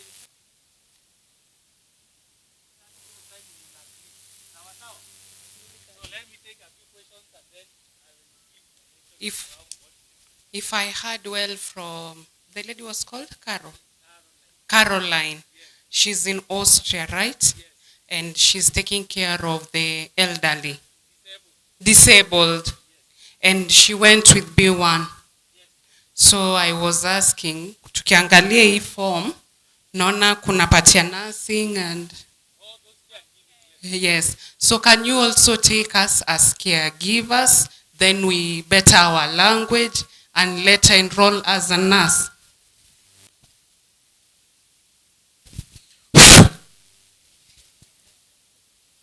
Because wonderful question. So in German, they have apprenticeship. Austrian doesn't have. So Austria, if they take you like a skilled human being to do then you are the one who map out which route to get the competencies. The beauty is all German speaking education is free. You understand? You have learned from Jeremy. All German speaking countries, education is free. No coin, no change. So in German, there is a structured way of acquiring the skill, which is the apprenticeship. In Austria, there is no structured way. But you will see these are the competencies the next job requires. You take them and acquire them. Like now, Caro is doing 2 modules that are related with dealing with disability. Once she attains that, the employer will promote her and give her a better salary. And for your information, if you work in health sector in Austria, you are paid 14 months salary. You are paid 14 months salary. Normally people are paid how many months salary? Normally they are paid how many? 12. In Austria you are paid 14. That means they pay you an extra Christmas. Christmas they give you 2 salaries. Because as a health worker you don't have to choose Christmas. Most of the time you will be working. Or maybe you work Christmas, somebody else works New Year. If you are working for Red Bull, you will close the factory on 20th and they say, we meet Tarengapi Kumi. You don't have that ability as a health worker. and they reward that by an extra month's salary. Are you getting me? The second thing, as a health worker, you have no choice of leave. You can't wake up and say, I'll go on leave in June. You have to consider so many other factors and other people. Don't take it in your convenience. They want for the leave. So 14 months salary for a health worker in Austria. Are we together?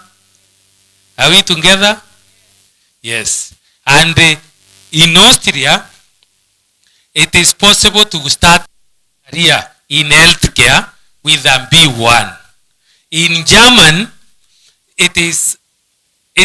you can, but it is almost impossible. Why? In German, you start a career by enrolling for apprenticeship. Germans don't recognize papers studied in Wales.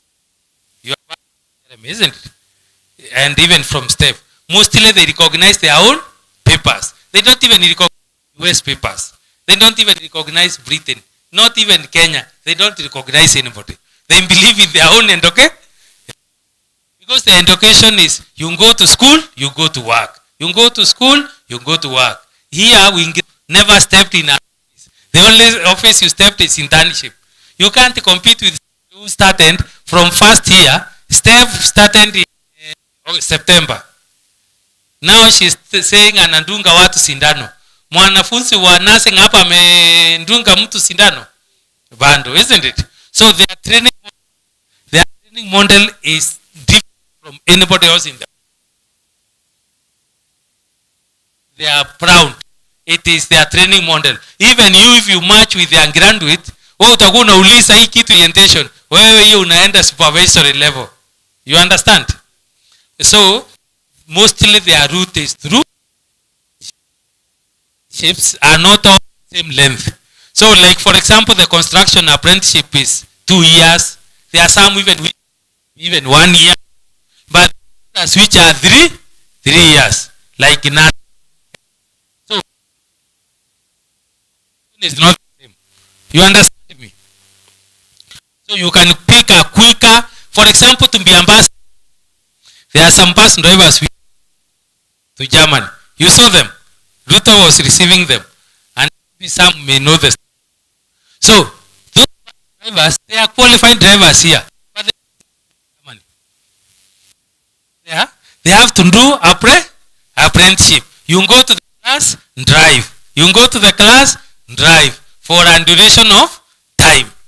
And that is when now you will be allowed, you will be a qualified employee to work in Germany with a German qualification.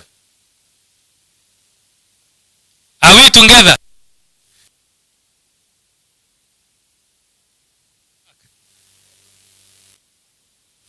Even cleaning in Germany, you go apprenticeship. Hata kuosha vyombo. Everything is apprenticeship, isn't it? But the duration differs with the complexity. So it is kuingia ukiwa trainee. So everybody enters in the job as a trainee. That is why you should even worry about the skill. Are you getting me? What you is, do I have the, not the skill. If you want to do construction, you don't need to know how to put stones now. You only need to ask yourself, do I have the interest? Like one of the apprenticeships that is very rewarding in Germany is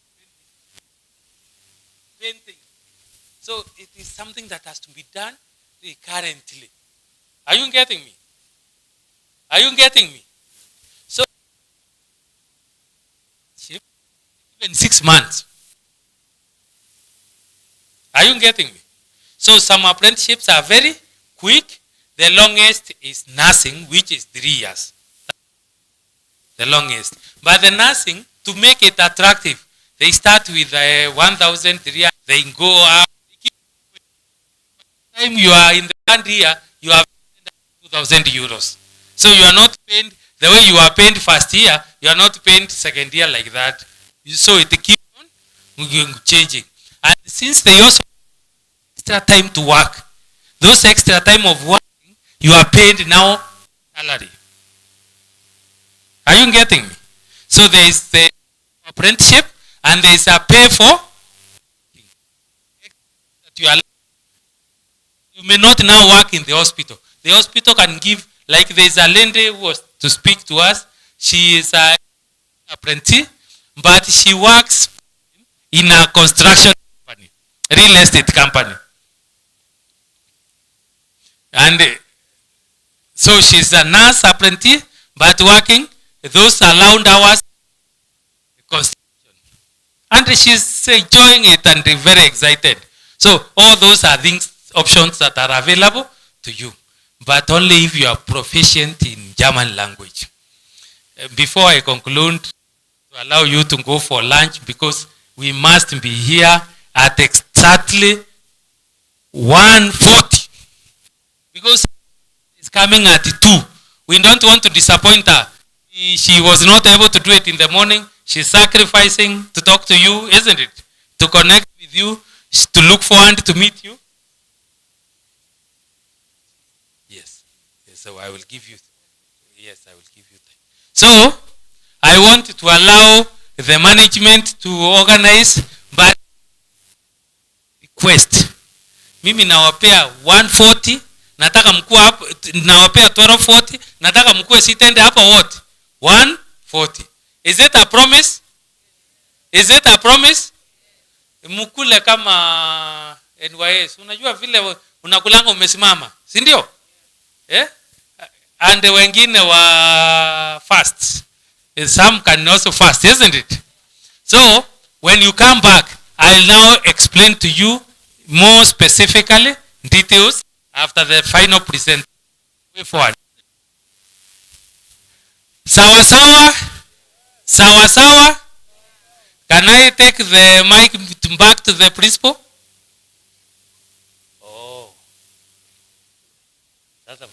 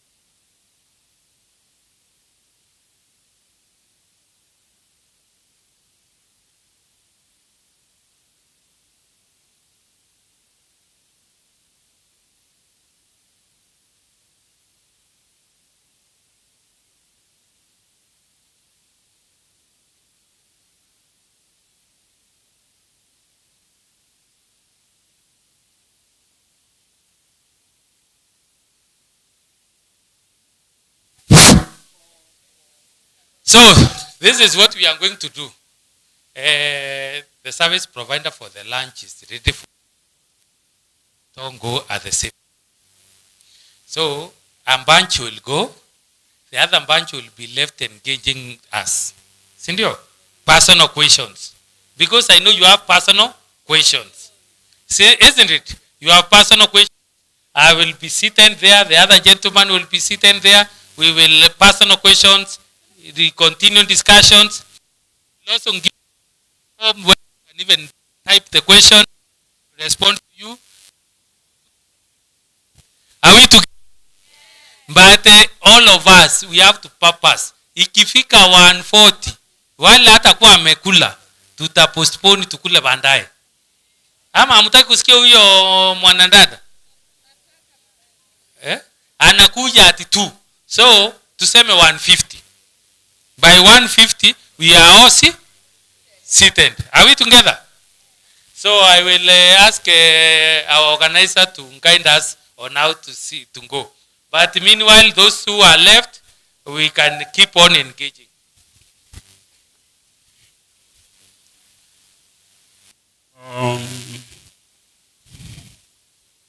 Hey bro, imekuwa hivyo mbaya. I know for us to break, and the way you have been told, make it to the place. So we'll do in batches. Meanwhile, you'll be interacting with the experts the other side. So there's a way Madam Irene has planned it. Please just be organized and be fast the other side. We are having it just across the gate. There's a restaurant there. If you get a chair, be thankful. If you don't, be thankful. So let's be organized and make haste whenever your group goes. Irene, karibu.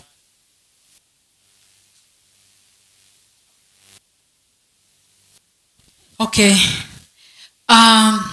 We are going to go in batches. The first 100 people, according to how you are seated.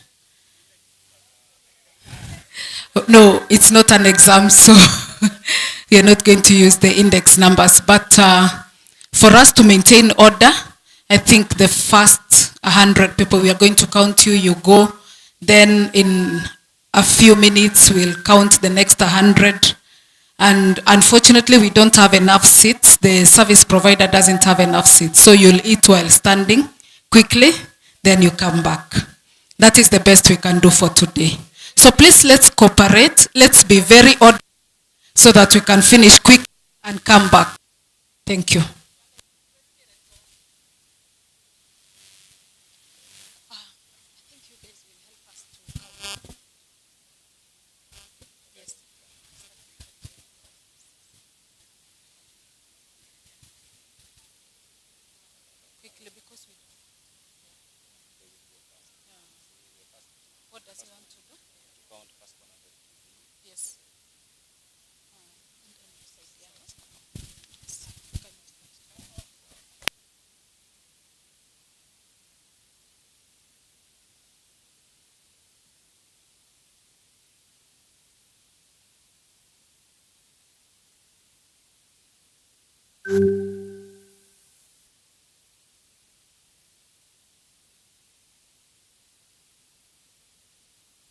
Canada, US, but you ask yourself, why Germany?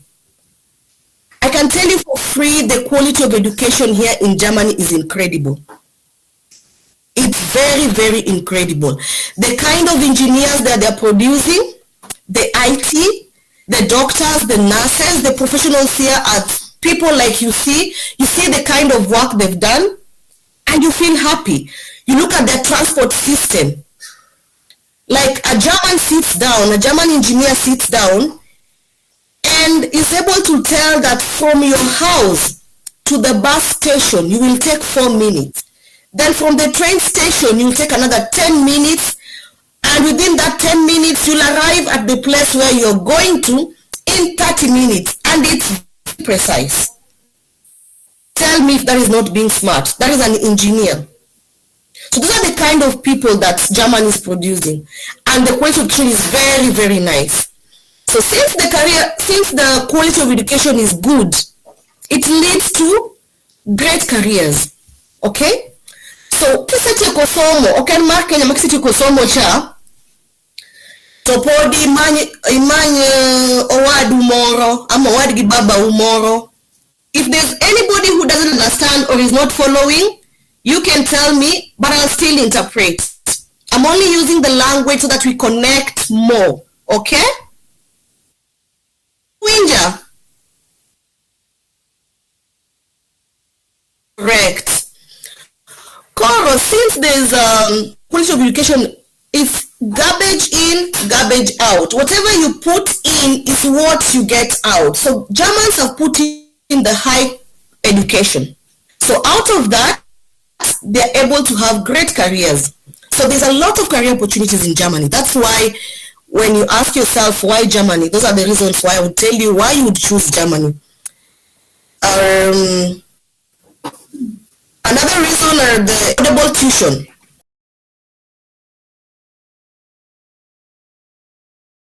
For kids, it's absolutely free. Free. But now for the universities, for the public fee, it's something like maybe just to maintain 20,000 for a university education in Germany. Is that not so? Yeah, and then also the cultural diversity. It's so many other people from different cultures. Watu wako hapa, then now Europe yenyewe, from Denmark, Switzerland, name it, Russia, Arabs. And then also Germans also appreciate their culture and they embrace it. Every season they get to celebrate. And those are things that as a human being you also have to discover. And it's a good thing. So why not? Why not choose Germany when you have all these? So as I continue, I'm going to go into very quickly into the requirements. What do you need? Okay, fine. Ko was saying you need quality. My education is good. Germany is a good.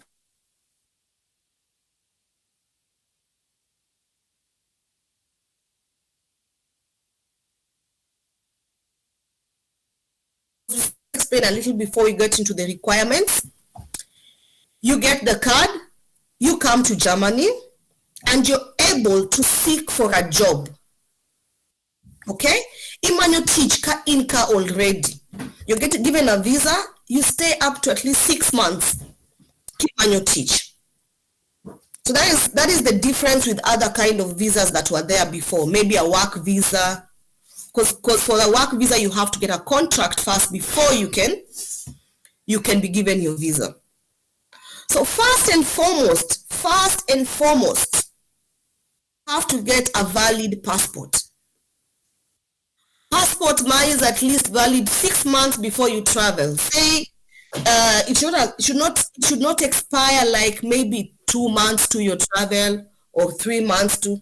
It has to be at least 6 months before the expiration date. So it's a valid passport. Then another thing is the age. It is not a limit. Age is not going to limit you. It's only that age might, for the younger people, it might earn you more points, okay? It might earn you more points because the opportunity card is qualified on a point form basis. So maybe kama intiere unafikiria ni kara age kanyono sioni kama nita qualify because you feel ni maybe una feel age imeenda miaka imeenda sana. Hapana, usiogope. It's only 10 points for the age. Okay? Then Germans, as I told you before, they love their culture. Germany ka kidonje. baba zetu wale wa kitambo. They can only speak Luo. They don't understand Kiswahili. They don't understand English. And you bring him or her in the heart of Nairobi. Etun Nairobi. She'll be lost because she doesn't know how to express herself. She wouldn't know even how to ask directions. So that Germans would want you to embrace their culture, know their language, understand how they do their things. Are you able to adapt? So they would be looking at such things in the key requirements. There's also a point that you score for if you show the adaptability, potential to easily adapt to this environment. Then once you come to Germany, before, opportunity card you come na hauna kazi, you don't have a job. Remember that. In most cases, you don't have a job. So you're just coming. Venye uko. They need you to show them proof of financial means. How are you going to survive? How are you going to eat during this time as you're looking for a job? You need a train ticket. You need food. You need clothing. Maybe when it's winter, the kind of clothing that we put on in Kenya is not, maybe you've come in winter. You need the right clothing for that period. So you need to show them proof of financial means. It's not a blocked account like the student visa, but maybe they look at the bank statements, your bank balance, something together. Perfect. And we will need health insurance. That is, so they also look at your academic qualification, and there's a point you score. So your secondary education, at least certificate, diploma. Do you have a diploma? Do you have an undergraduate degree? Do you have a master's degree? All these gives you certain points, okay? And it helps you to score. Then another thing that you require for the opportunity card is the German language, that is Deutsch, and also the English language, or English, because English proficiency. So for German language, because us Kenyans, we are lucky, at least we know the language, but you'll need to do a TOEFL or IELTS to prove that your English is proficient. And then Deutsch, at least a basic, A1, A2. A1, A2 is easy.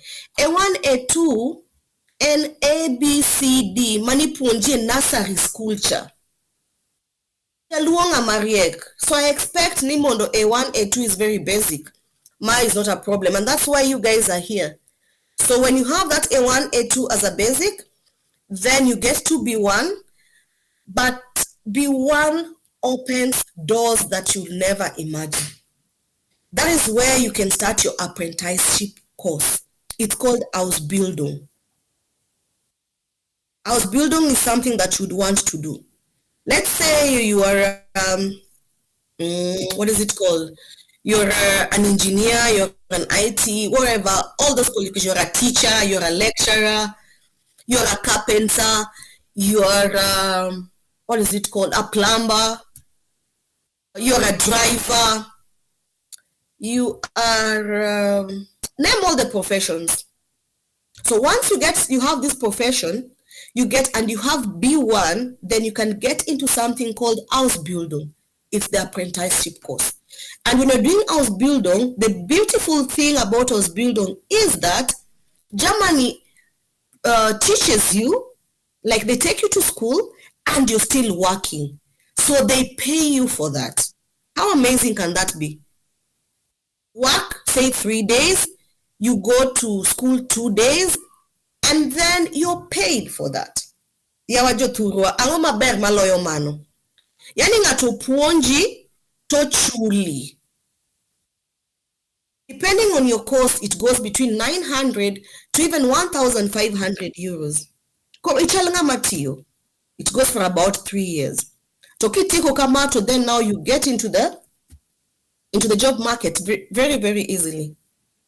So that's why the tool that you have in your hand, which is the German language, is very, very powerful. Wherever you are, I know you guys have smartphones. Instead of looking at TikTok, get into a German app. Take Duolingo. Take VHS app on your phone. VHS. I would want everybody, if you're learning German and you don't have VHS, go to Goethe Institute on their website. They have a lot of exams that they do that you can even do practice so that you unlock your potential. Unlock your potential, that is the word. And the language is all you need. And then another thing that you also need for the opportunity card is the work experience, okay? So you see, when maybe age is a problem, then the work experience would help you definitely, okay? Because at least in your day-to-day life, after graduation and all that, you've been doing something with your life. And in Germany, anything that you do, you'll find a job for it. You'll find a job for it. And then let's say maybe you are your Beruf. I'm hoping I'm talking to German students, so you know what Beruf is. You know what Beruf is? Yes.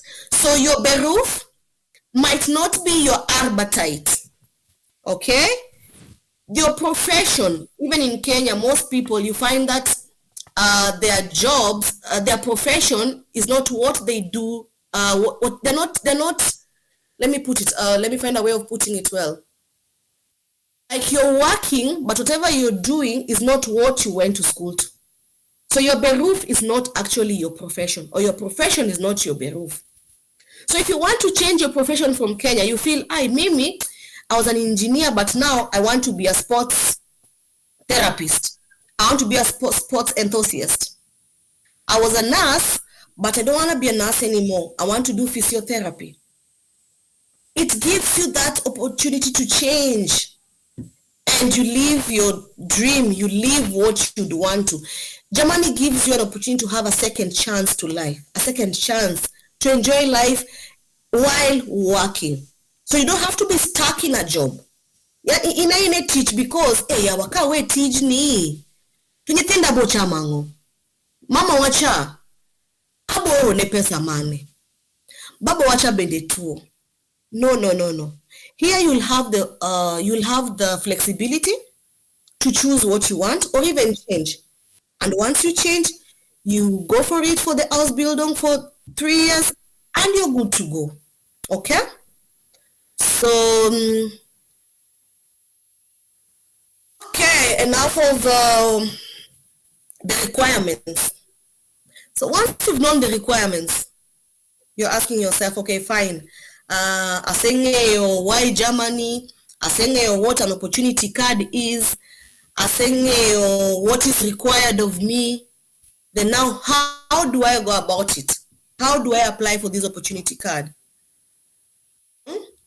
I'll take you through a step-to-step process on how to apply the opportunity card. But in case you're stuck, I know Dr. Chris has my number. Dr. Chris has been in this for long. You can always reach out to him.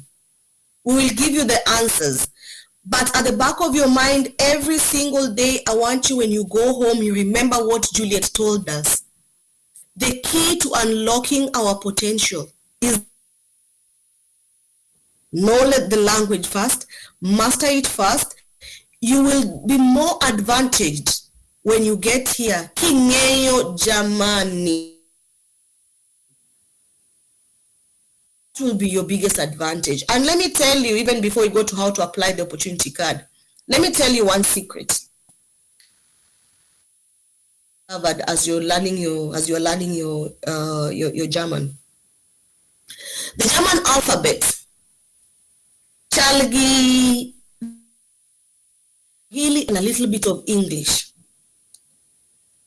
You find that the German words, when you see them, you read them word for word. You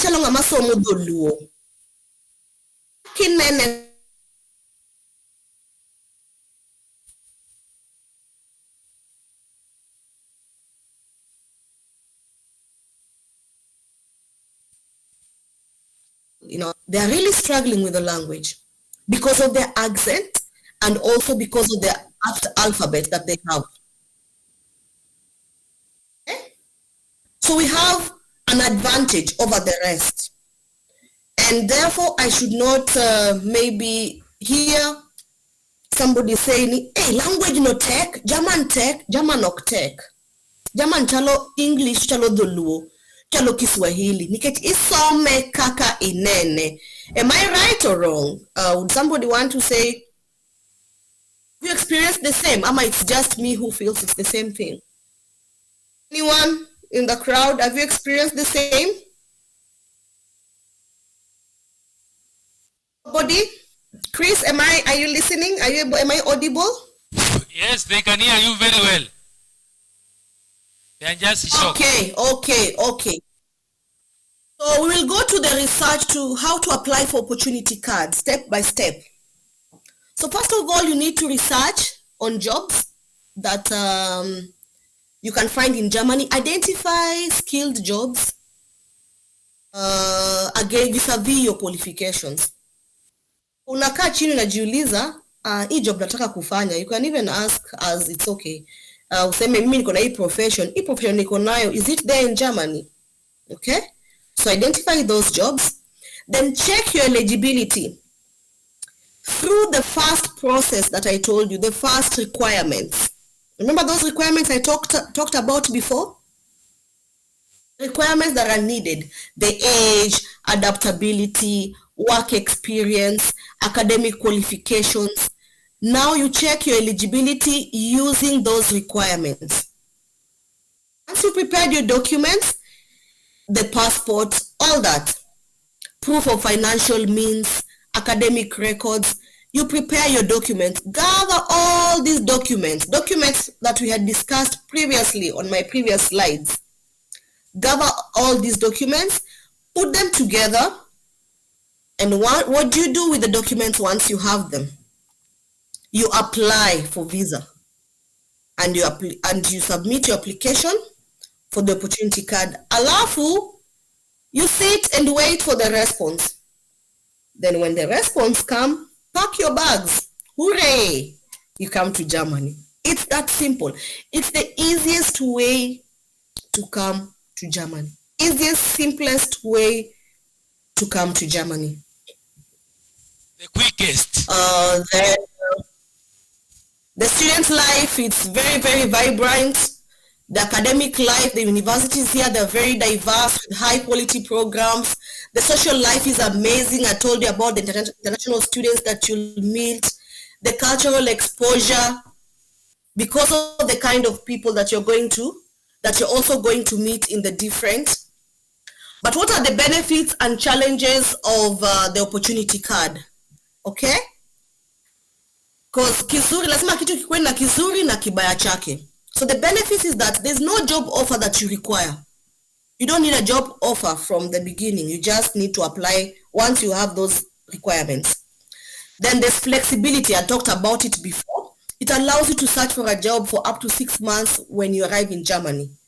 You can keep on testing the waters, or you see, at least when you're getting into the culture, you can see what would work for me in Germany. Because something that maybe would have worked for you in Kenya might not work for you here. So you'd want to change. So there's that flexibility. And then as I said earlier, it's a very simplified way of migration. And finally, once you get here and you have a job offer, you can easily transition your visa from opportunity card to permanent residency. Yeah, that is why opportunity card is amazing. And then what are the challenges? Maybe sometime job whatever search can take longer because of a few things, maybe the language barrier. That's why it's good to come here when at least you know the language. It will be very easy for you to integrate. It will be very easy to you to get into the system. Or maybe the job that you applied for was too competitive. Iko na watu wengi sana. So you just need to change. And then language barriers, I've talked about it. I cannot like stop really talking about the language barrier because it's the key thing. Language ni. ene kifungu. Then the financial proof, you don't have the financial proof, the financial statements are not okay, so it might be a challenge. Then also the visa transition process, I told you can transition from opportunity card to work visa or residence permit. And these are processes you cannot have control. So maybe it might take long, maybe it can't, and every story is different. So maybe those are the challenges, but I can tell you the benefits overpower the challenges. So there are just a few photos of how vibrant the German life is. For now, I say vielen Dank und auf Wiedersehen. Asante sana. Ero rukamano. Thank you so much. Can you give her a very good clap? Actually, she's going back to work at in the next 20 minutes time. Who was a very quick?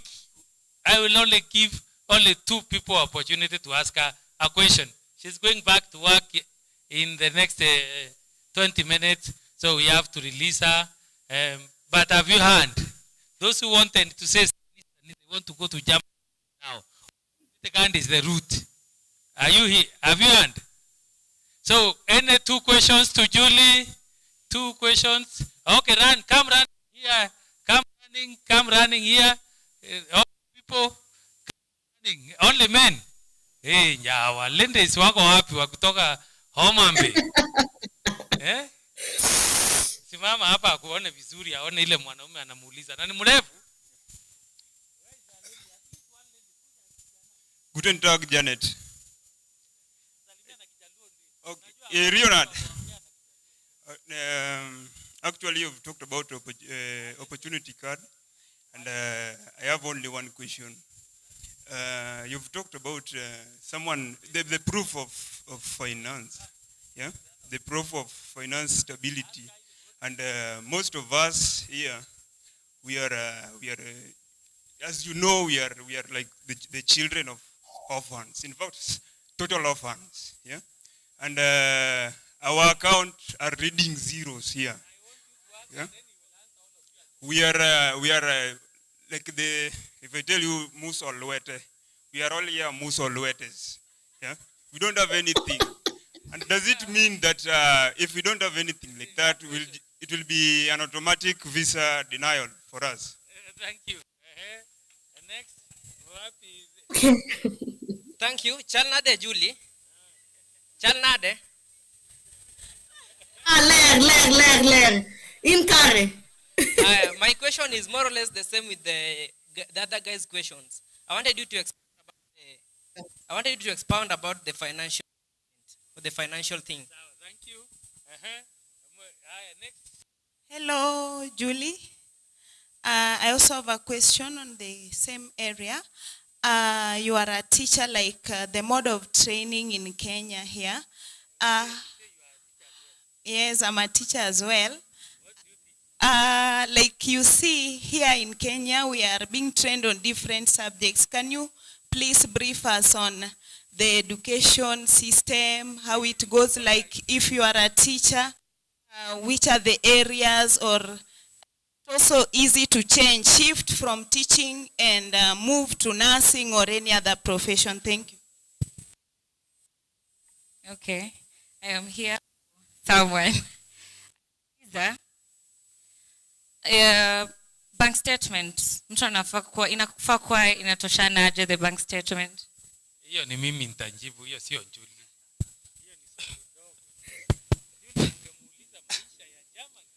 Okay. Hi.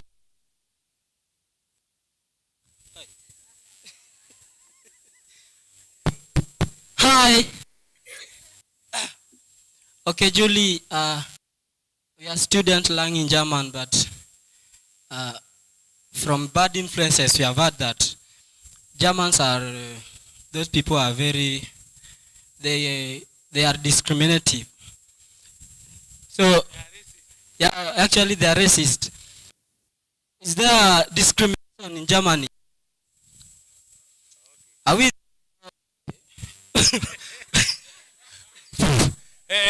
Julie, I want you to just say a closing remark. I think about the bank statement, I will be able to answer them.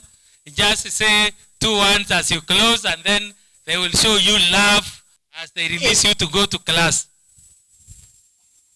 All right, I'm happy about the questions. Bank statement, Dr. Chris will answer, but one correction. I want to tell you guys that you're not children of Musa or Luete.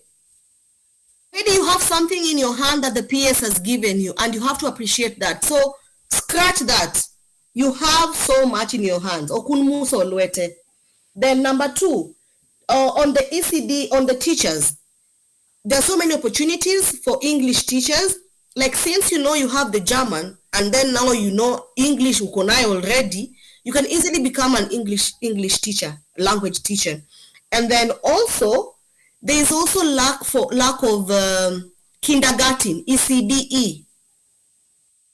There's a huge market for that. So the teachers, you can always do that, or you can also transition if you want nursing. But teachers, if you want to stick to your profession, you can still start from even the kindergarten as you upgrade. They say if you want to jump high, you go low. And the pay is more or less the same. It's about the hours, not about atija punji primary, punji apana. It's about what you enjoy. Then about racism. I always answer this in one very simple question. Where you are right now in that crowd where you are, mnapendana nyinyi wote kweli? Si kuna mtu umemwangalia kusema ule dem simpendi kwa ile class. Am I right or wrong? So racism is all in the mind. I've never experienced it because I don't allow towards that, because I know if someone doesn't like me, it is about the person. And he doesn't like me just because he doesn't like me. It's not because even Mkenya anaweza kukuchukia, unaweza chukia Mkikuyu, na Wakikuyu wenyewe wanaweza jichukia, au wazungu wenyewe wanaweza jichukia. So there's nothing like racism. It's all in the mind. And I don't think I'm going to experience it soon because I've received so much love in equal measure from Germans. My children go to kids, we go to German halls, we go to hang out in German joints. So there's nothing like racism. It's all in your mind. It's all in here.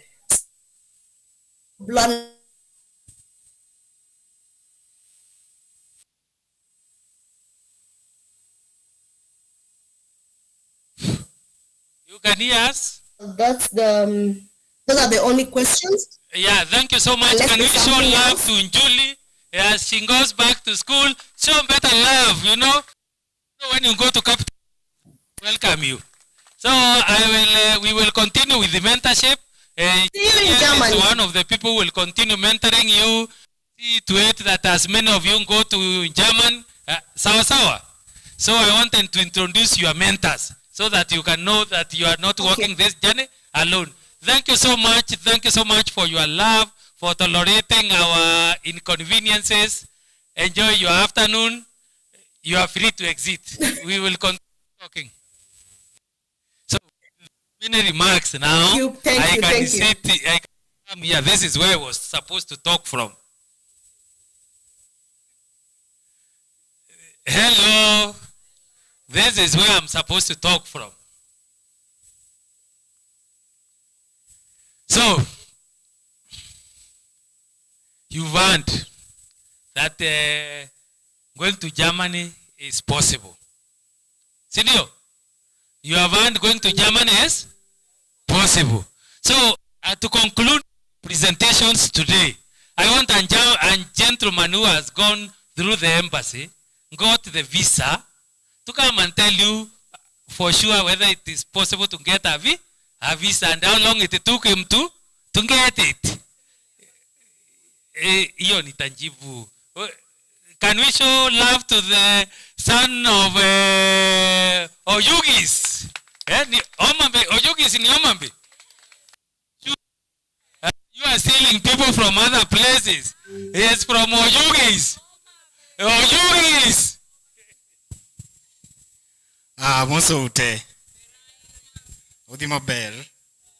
And be more to be with you here today. as a German student who has done his German language up to the B2 level, I also did apply for the work, for the apprenticeship, and I'm going to take you through all the processes that I did my apprenticeship until when I got my visa.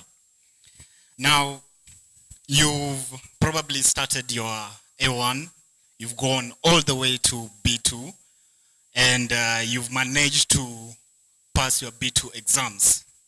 And now you are ready to go to the next step, which is now going to Germany. Ladies and gentlemen, let me today take you through all the processes.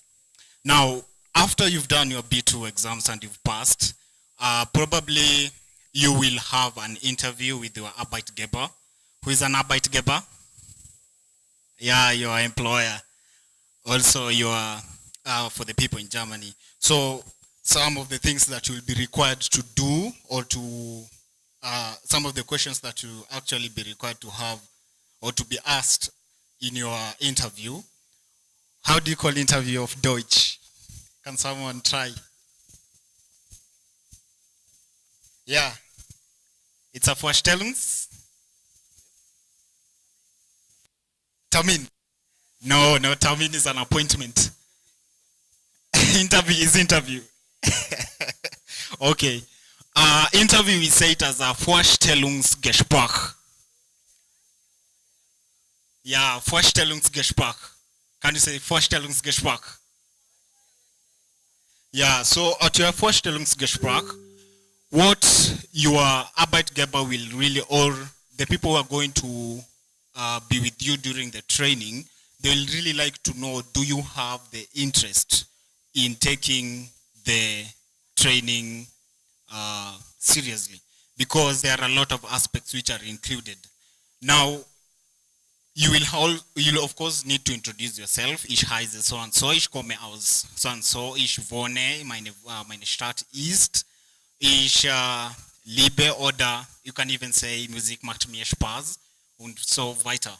So you'll introduce yourself, and then they will ask you a couple of questions. One of them will be, what motivates you to do this type of training? Then after that, you will also need to send a couple of things. One will be your CV, which is called Lebenslauf. You need to send your Lebenslauf. You need to send your motivation letter to the employer. Now letters, of course the format will be shared to you at the group together with the motivation. And so there are main things that they usually look at when it comes to your CV or your motivation letter. One of the things is that when it comes to a motivation letter, they'll have to see like what really motivates you. Like if it's a Pflegefachfrau or a Pflegefachmann. Do you know Pflegefachfrau or a Pflegefachmann? Yes, a caregiver. So if you are going to do the nursing house building, they really need to see why do you really need to do this? What skills did you equip yourself with? What really motivates you to do the nursing house building? Now, once they've already gone through your motivation letter, they'll need also to see your CV. Your CV should contain your contacts. Your personal contacts should be there. Your personal contact is very important. Personal contact is very important. You can have your phone number, your email address, or your postal address. Just in case the both don't work, they'll need where to send you the documents. Now, after that, you will require your educational background. Of course, you know you need at least to have reached up to the Form 4 level. And if you've done a special courses, maybe with caregiving, you can also include it. Then after your education, they will need to see your skills. What skills have you learned that can show that you are really motivated to do a course like nursing and so on and so forth. Then after that, that's the second process when you've already sent your CV and your motivation letter. But the CV doesn't really need to be so much. And it also need to be gapless. What do I mean by gapless? Gapless means that there is no more than 2 years that you've been out. So there should not be like a 3-year gap missing. So, for example, you are applying your CV, maybe you are applying for your house building, maybe let's say this year, and you finished your form for maybe in 2020 or in 2021, you should be able to explain what have you been doing in the last 4 years. So, don't finish, usimalize high school 2021, na 2025 you are applying. They'll ask you, what have you been doing for all these 3 years? So you should show what you have been doing. Maybe there is a community work you did somewhere. Maybe you've been learning German. So you should also include those small aspects so that they can make your CV more interesting. They don't even look for a lot of stuff. So it must be well attractive, and also it must be of Deutsch. Your CV really needs to be in German. Now, with that much unsaid, there is, after that, your documents, you will send it to your employer for a process known as Anerkennung. Anerkennung. Who knows Anerkennung? Yes? Yes, Anerkennung is recognition or acknowledgement.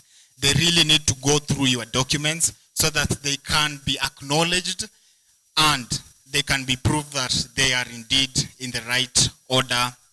One of the documents will be your Form 4 certificate. You will send your Form 4 certificate. You will send your visa or your passport. You will send your passport, sorry. You will send your passport.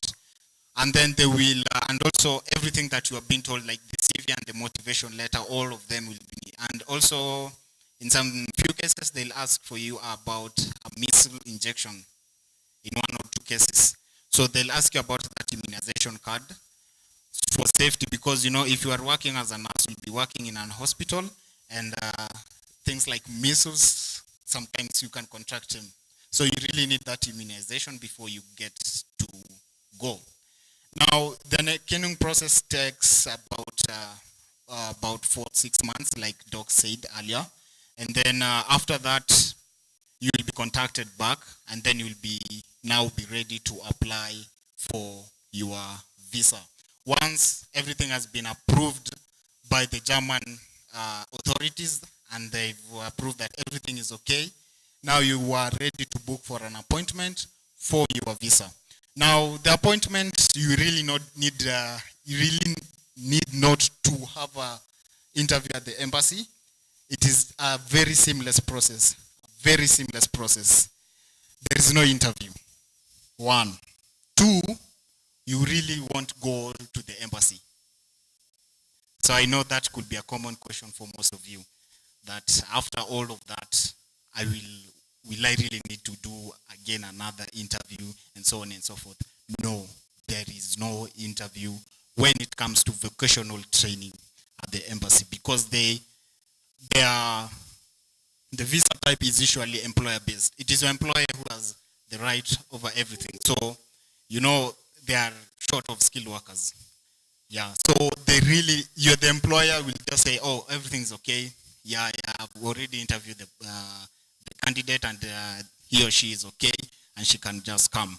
So you will take your documents to the TLS contact, which is in Parklands, Westlands in Nairobi. So that is after you've booked for your appointment. You'll book it at the tlscontact.de.ke or TLS Contact Kenya. TLS Contact Kenya at their portal. Then it is there that you will fill out an application form, what is needed. Then after that, there's a small fee that will pay for your appointment to be finalized. For me, I paid about 3,000, I paid about 4,000 to 5,000. I really can't remember the figures, right? But it was about that price, 4,850 or somewhere like that. And so you will book your appointment. Let's say you've booked your appointment on a day like this. There is different times from morning all the way to 15 hours, that is at 3 p.m. Sometimes it can go even up to 4.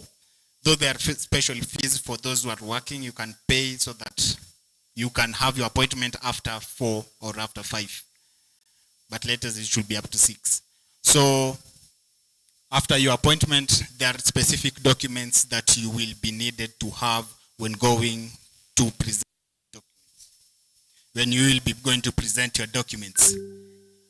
Number 1 is a passport. You will need up to 10 documents. So number 1 will be your passport. A second document will be the contract. You will be sent a contract by your employer, which during the anekinung, which you will sign, duly sign. You have to go through it very carefully and read it, then sign it, then scan it, and then send it back.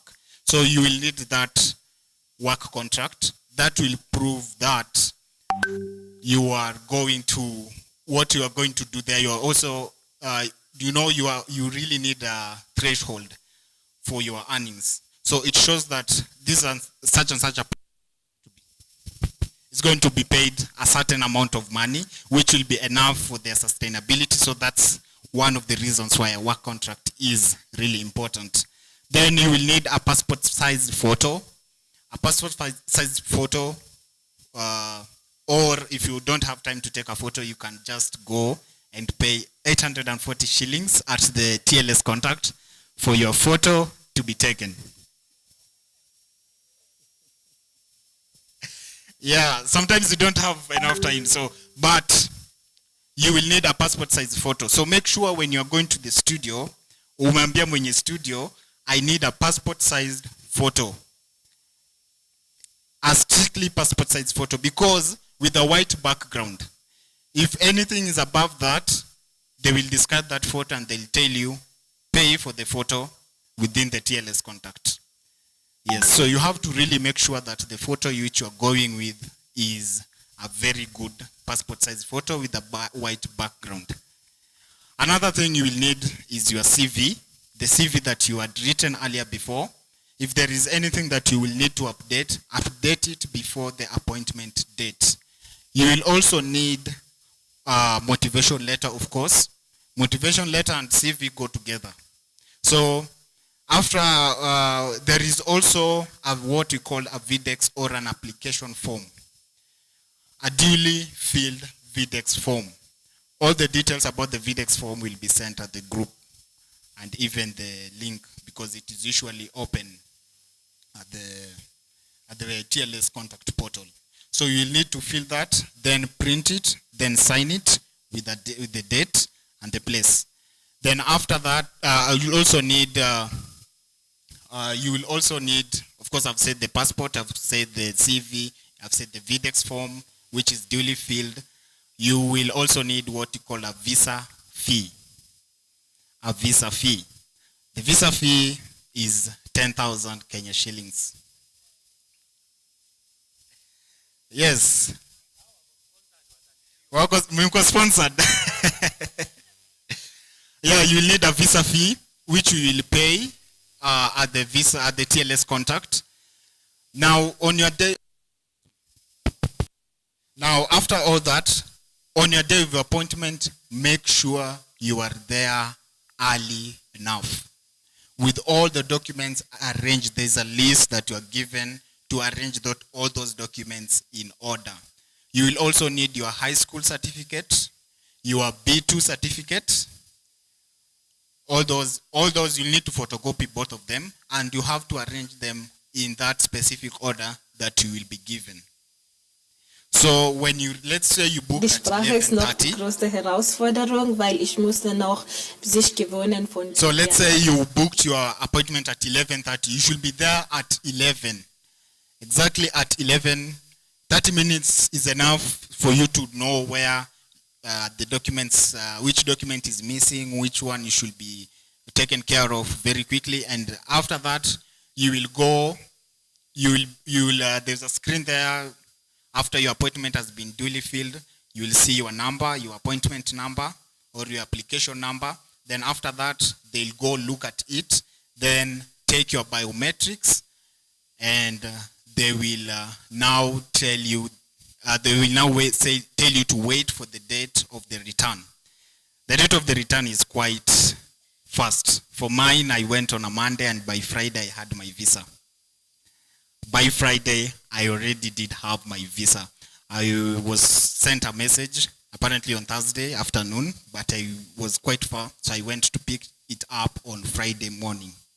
Friday morning, I had my visa, and I also carried it with me to here.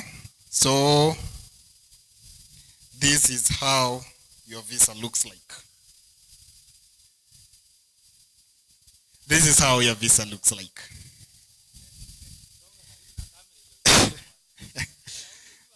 Yeah, this is how it should look like.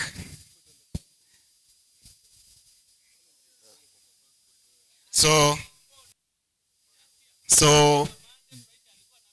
I had my visa in less than a week after application. So long as you do follow all the processes that is required by your hosts that you're going to be with you in Germany, you will receive your visa in less than a week. Less than a week. So Joma Bay, are you ready to come to Germany? Are you ready to come to Germany? See, you've seen, Meona, from my experience. This is not something that's a story that is made up. This is evidence. From 34B, Doi. Yes. So this is my evidence. Don't get my evidence. Don't evidence. This is the evidence that the visa application is not a uphill task or is not a rocket science. It is something that if I made it, what stops you from making it? Yes, you too, you can make it. Silvio, yes, you too, you can make it, and it is very, very, very possible, 100%. Dongekoro? Yeah. Okay, so that was all the processes that I did follow, and I hope that one day, Mr. Chris, bana nataka kuona watu wa Homa Bay, nataka kuona watu wa Ugis. Can you show love to him? He's traveling on 29th. Wish him well. 29th of this March. Yeah? How many days from today? 10 days. The son, two of them are traveling the same day. Yeah? Yes, they all of them. Now, I said it is my turn.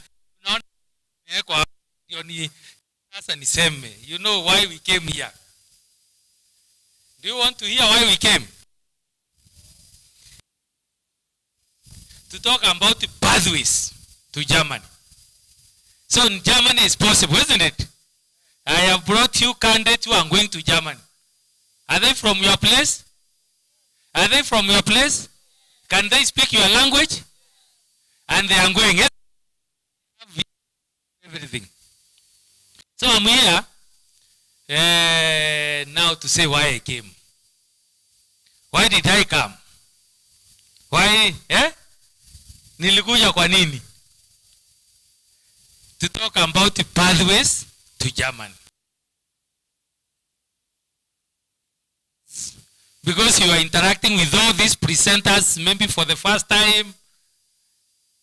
Hii inakuja inakaa ndio mzuri kuliko ile ingine inakuja ikiwa karibu better kuliko. So pathways to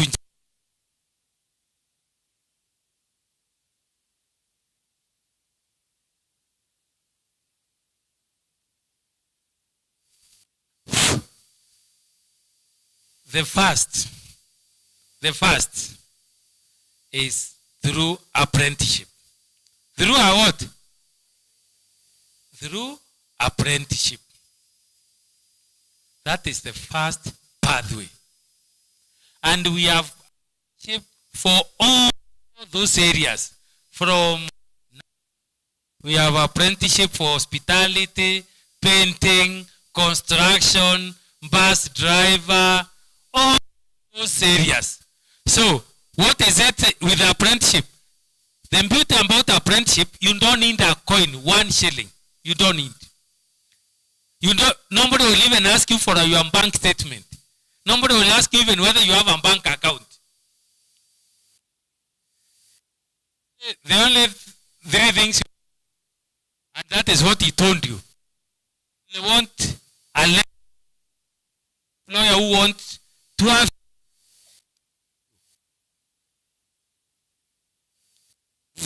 You will need an employer who is willing to train you. Number 2, you will need some require B1, others will require B2, but the list is B1. The embassy cannot give you visa without a B1. And the third, passport. Only those 3. With those 3, you can do apprenticeship. And that is the pathway I can recommend most of you.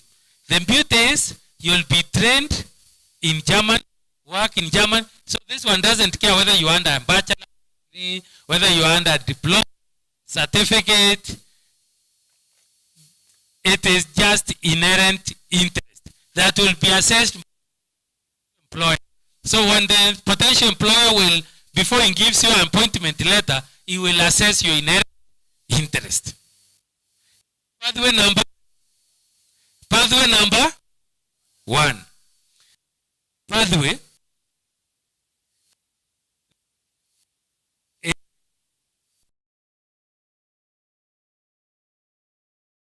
skilled workers. You can now apply a job. Skilled work. Apply to work for whichever company. But you must possess qualifications here. You must have a 3-year diploma. How long? So come we have those who have other qualifications.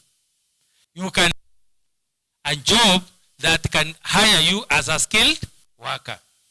But the process is a little slow. Later, but before you are given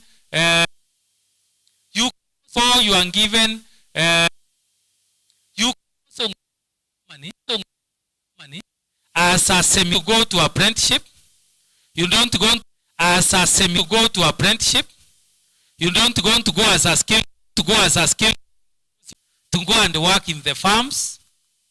To go and work in the farms. Kulima kwa shamba.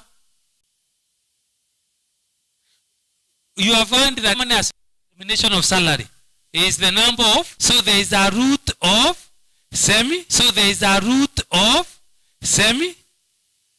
skilled or unskilled workers. Again, the only thing is, and the employer,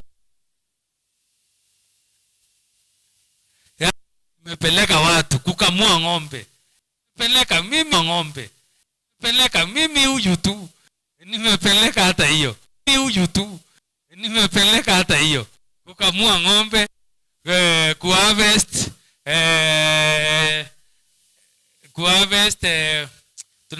inatengeneza wine, harvesting grapes, packing, warehouse, you know. There are all those kind of jobs that do not kupack, yani ile tu watu wanafanya Nairobi. Yeah?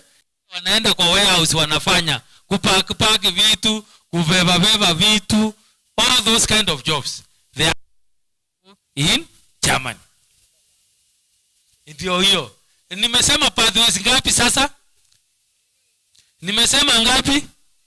Ya kwanza ilikuwa gani? Ya pili ilikuwa ya tu,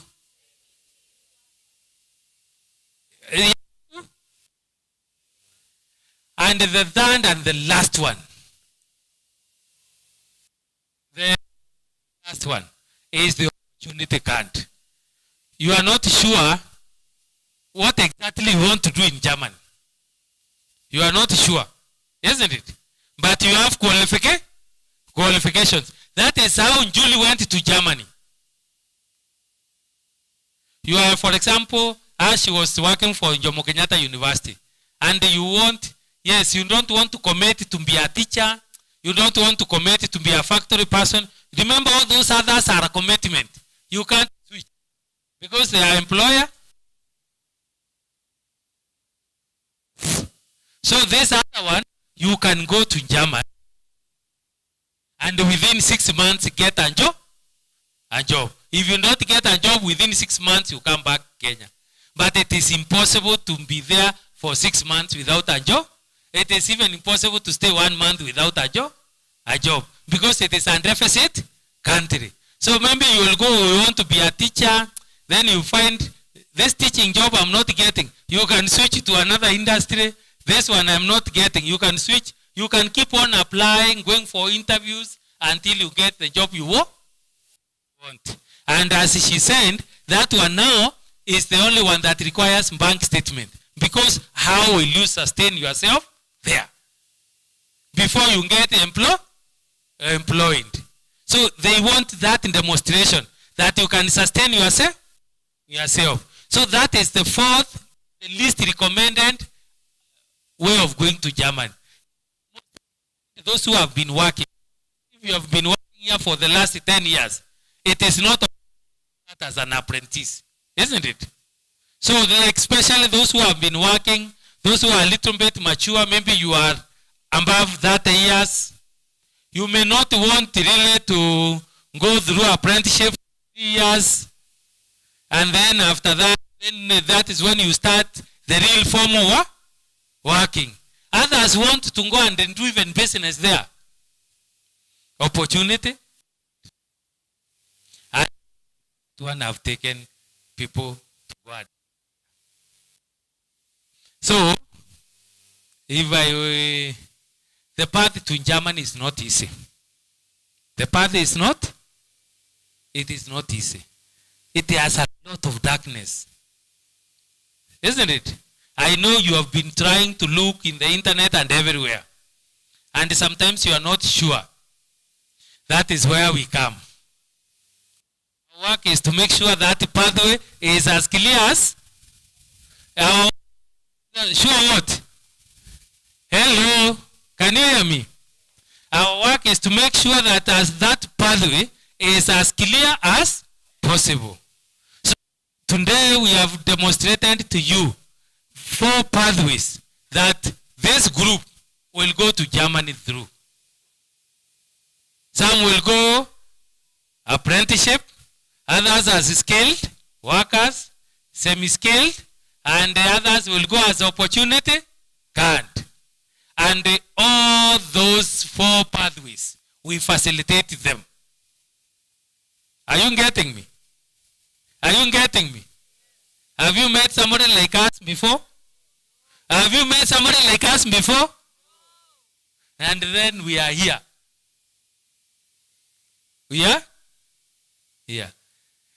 And to close our long presentation, so do you want to ask about the statement anymore? Why do you want to ask a statement? The statement is you have to demonstrate you have money that can sustain you for 6 months. So it is your budget. If your budget is to spend 50,000 per month, the embassy will require you to see 300,000, isn't it? If you will 100,000 per month, the embassy will require to see. So, and then we will help you to apply. That is why we are here. Are you getting me? Your responsibility is to pass the language. Your responsibility is to pass the language. And then we will partner with you. Whichever you choose. Are you getting me? And then we shall advise you one-on-one. Real coaching. Mentoring you. Give you advice. Connecting you with the people who are there. Including the cities which can't good. Like if you are going to Berlin, I can tell you can't sleep 2 days without a job. So if you are going to with an opportunity we will advise you to go to the mega in Munich, Frankfurt. Are you getting me? Because those ones have a lot of jobs. We will advise you to go to the middle level cities which are not very expensive, that you can be able to jangle in between being a student and working, like Stuttgart, those kind of cities, Coblenz, and all that. We will be able to discuss those pathways. And if you want to go some skilled, we will tell you where the winter is not very harsh. Are you getting me? Where the farm life is exciting. The farm life in Germany is very exciting. It is exciting. You have looked at it. Eh? By the way, those that we took to the farm, they keep on calling me in video, showing me what they are doing with a lot of happiness. So life is about interest. I told you there is not Kenya. Where mwalimu wewe unalipo mingi, wewe daktari, kula ni the amount of hours you put. The amount of hours depends on what you are interested in. Imagine something that doesn't excite you. How many hours can you put in? You will put the minimum hours, isn't it? What excites you, you can be able to put more and more hours. But that's why we are there. We are there to guide you. Are you getting? Was to tell you that for sure there is a path. There is a path. There is a path to Germany. So, PS has not invested in vain. Sindio? It is not in vain that he is investing in changing your story. For sure your story will change. But the beginning of changing your story is passing the German language test. And don't be in a hurry. In a hurry. Pass your language. Sit down. Analyze yourself. Think what you want. Sindio? Talk to us. Let us engage. Let us discuss one-on-one. And then also don't have weird possibilities. You know, don't be, look at the work environment that is also allowable. Remember, this is not your country as well. Are you getting me? The profession might have a lot of restrictions because you are not a native. Like, for example, if you want to be a doctor, it is very difficult to be a doctor of any country. Most of they reserve those professions to their own local people. Maybe one or two may be able to manage to go as a skilled worker. But no route of apprenticeship to be a doctor. For example, for a foreigner. Are you getting me? So there are things that we can be able to discuss and pass your language, have an open mind, express what you are interested in. And then from the interest, we can be able to coin all the possible areas that you can take.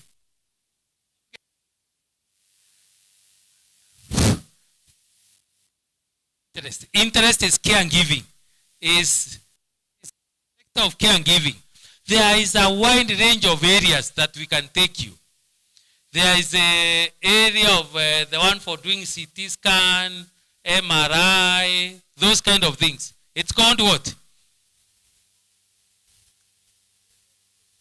Radiology. And radiology pays a lot of money in Germany. Actually, more than nursing. Why again? It's not because they do them also for German.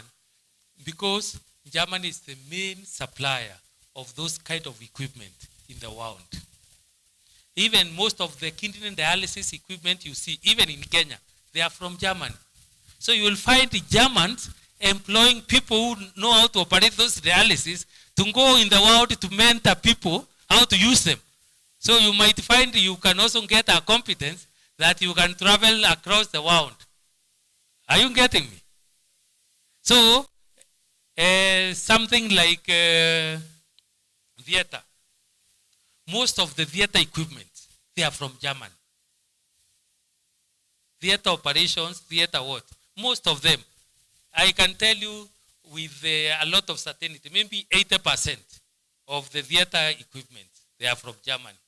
So you will find farms hiring massive people trained in Germany about theater technology, theater operations.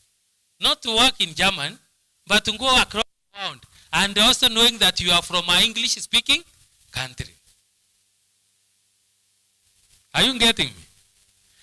But we also have other professions that they don't care where you work from.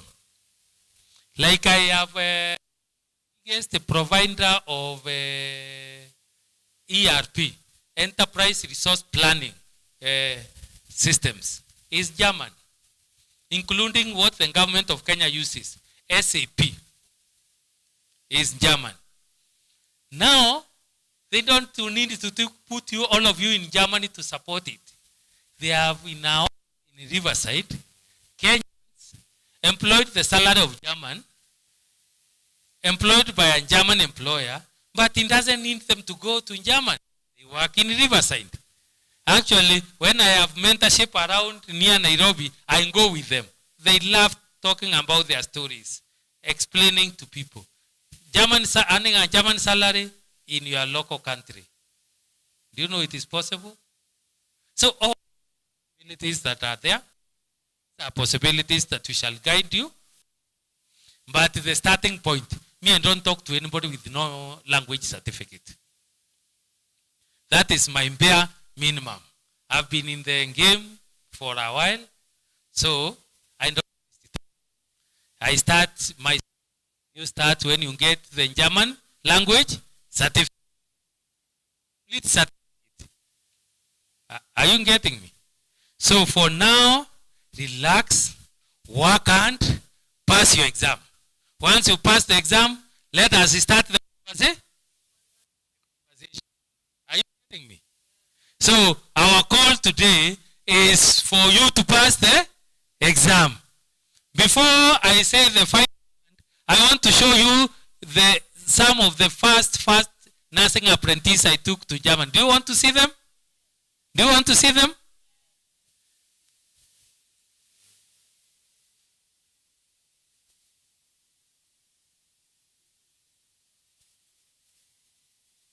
Die seit April 2024 in einem Krankenhaus in Bad Mergentheim in Baden-Württemberg lernen und arbeiten.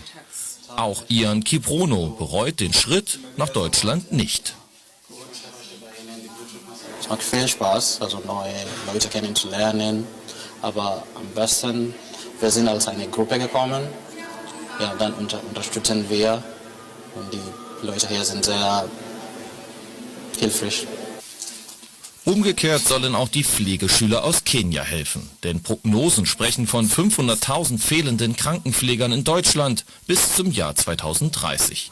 Auch deshalb unterzeichnete Deutschland im September 2024 ein Abkommen mit Kenia, das bestimmte Anforderungen für Arbeitgeber lockert, die qualifizierte kenianische Arbeitskräfte anwerben wollen. Die Sprache ist noch die größte Herausforderung, weil ich musste noch sich gewöhnen von dem Dialekt. Ich wohne hier in Bad Mergentheim und es gibt Leute, die haben so ein starkes Dialekt, besonders die Patienten. Aisha Musa ist eine von 14 kenianischen Krankenpflegeschülern, die seit April 2024 in einem Krankenhaus in Bad Mergentheim in Baden-Württemberg lernen und arbeiten. Auch Ian Kiprono bereut den Schritt nach Deutschland nicht. Es macht viel Spaß, also neue Leute kennenzulernen, aber am besten, wir sind als eine Gruppe gekommen, ja, dann unterstützen wir und die Leute hier sind sehr hilfreich. Umgekehrt sollen auch die Pflegeschüler aus Kenia helfen, denn Prognosen sprechen von 500.000 fehlenden Krankenpflegern in Deutschland bis zum Jahr 2030. Auch deshalb unterzeichnete Deutschland im September 2024 ein Abkommen mit Kenia, das bestimmte Anforderungen für Arbeitgeber lockert, die qualifizierte kenianische Arbeitskräfte anwerben wollen. Die Sprache ist noch die größte Herausforderung, weil ich musste noch sich gewöhnen von dem Dialekt. Ich wohne hier in Bad Mergentheim und es gibt Leute, die haben so ein starkes Dialekt, besonders die Patienten. Aisha Musa ist eine von 14 kenianischen Krankenpflegeschülern, die seit April 2024 in einem Krankenhaus in Bad Mergentheim in Baden-Württemberg lernen und arbeiten. Auch Ian Kiprono bereut den Schritt nach Deutschland nicht. Es macht viel Spaß, also neue Leute kennenzulernen.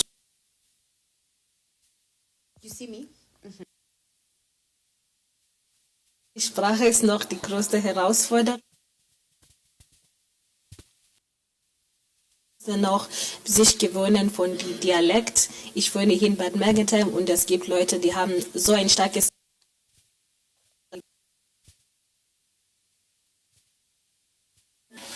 Aisha Musa ist ein von 14 kenianischen Krankenpflegern, die seit April 2024 in ein Krankenhaus in Bad Mergentheim in Baden-Württemberg lernen.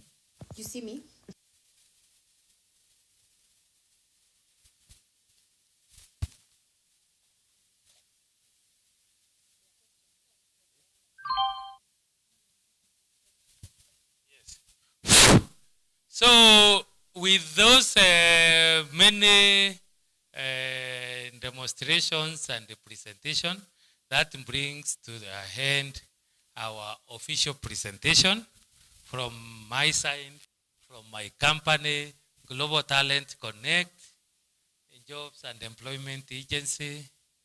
Agent is as important, so don't always think that agents are con people, isn't it? You see this agent as a professor, working for it. Yes.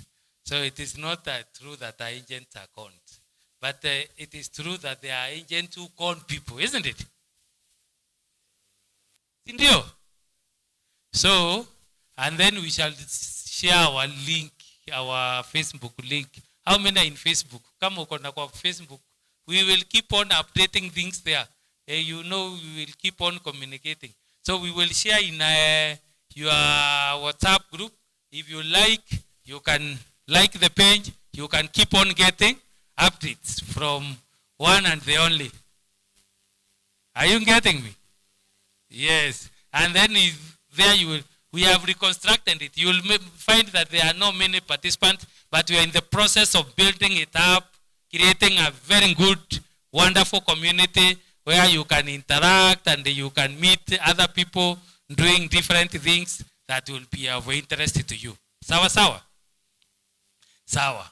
So maybe I can answer a few questions that I think questions from the online people. The face-to-face people, you have asked all the questions. I've answered all of them. Hata ile njoto inanigonga hiyo mambe na mdosi alisema lazima nikuje na suit. Nitoe, nitavutwa kazi. Unajua mdosi ni mama. Unataka nirudi nyumbani bila kazi? You don't want to see me in Omambe again? You want? Yeah. So I want to respond to the questions and then we close it at that. But we can continue. Please tell us the monthly pay per career for each career. That is the question I dislike most.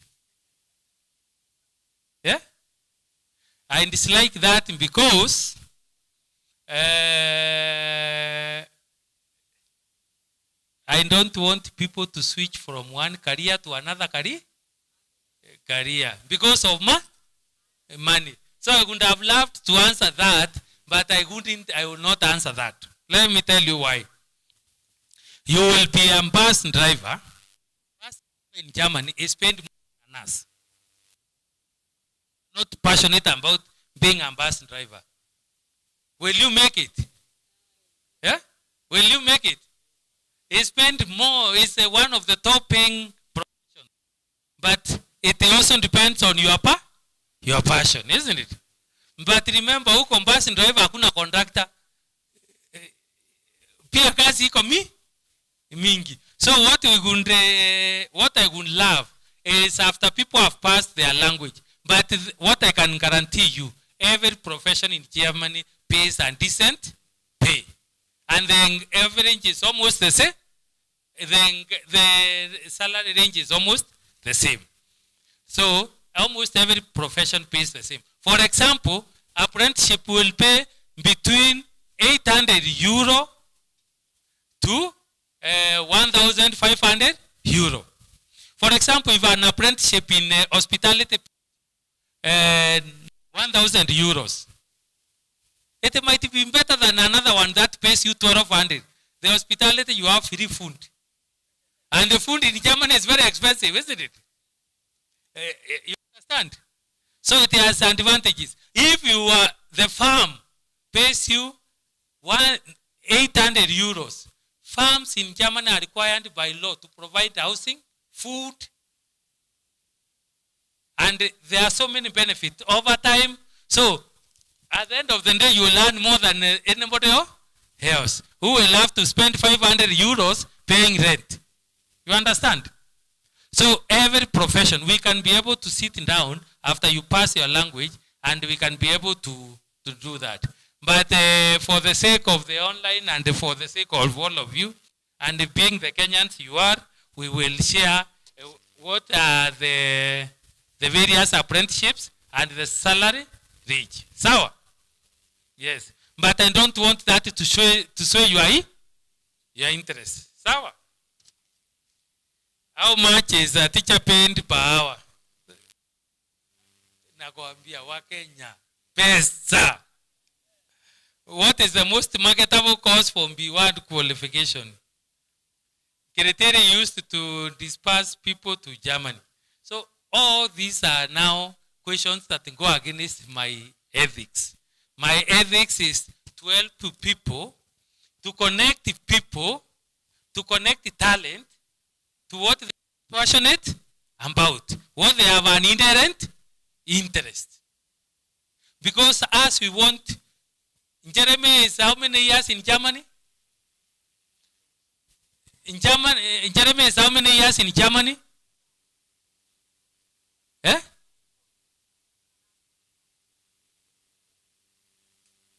To 2009 to now is how many years?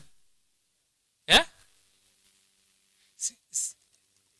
I want you to be proud like Jeremy. You can come, you know, I took you to a profession that you love, you have committed, you've worked for it the last 16, 15 years. It takes a break. There's a time you was in Kenya for 1 year, go back. I want what you are interested in. Are you getting me? Let money not sway you. Because in every profession you can make money. Ukweli ama urongo?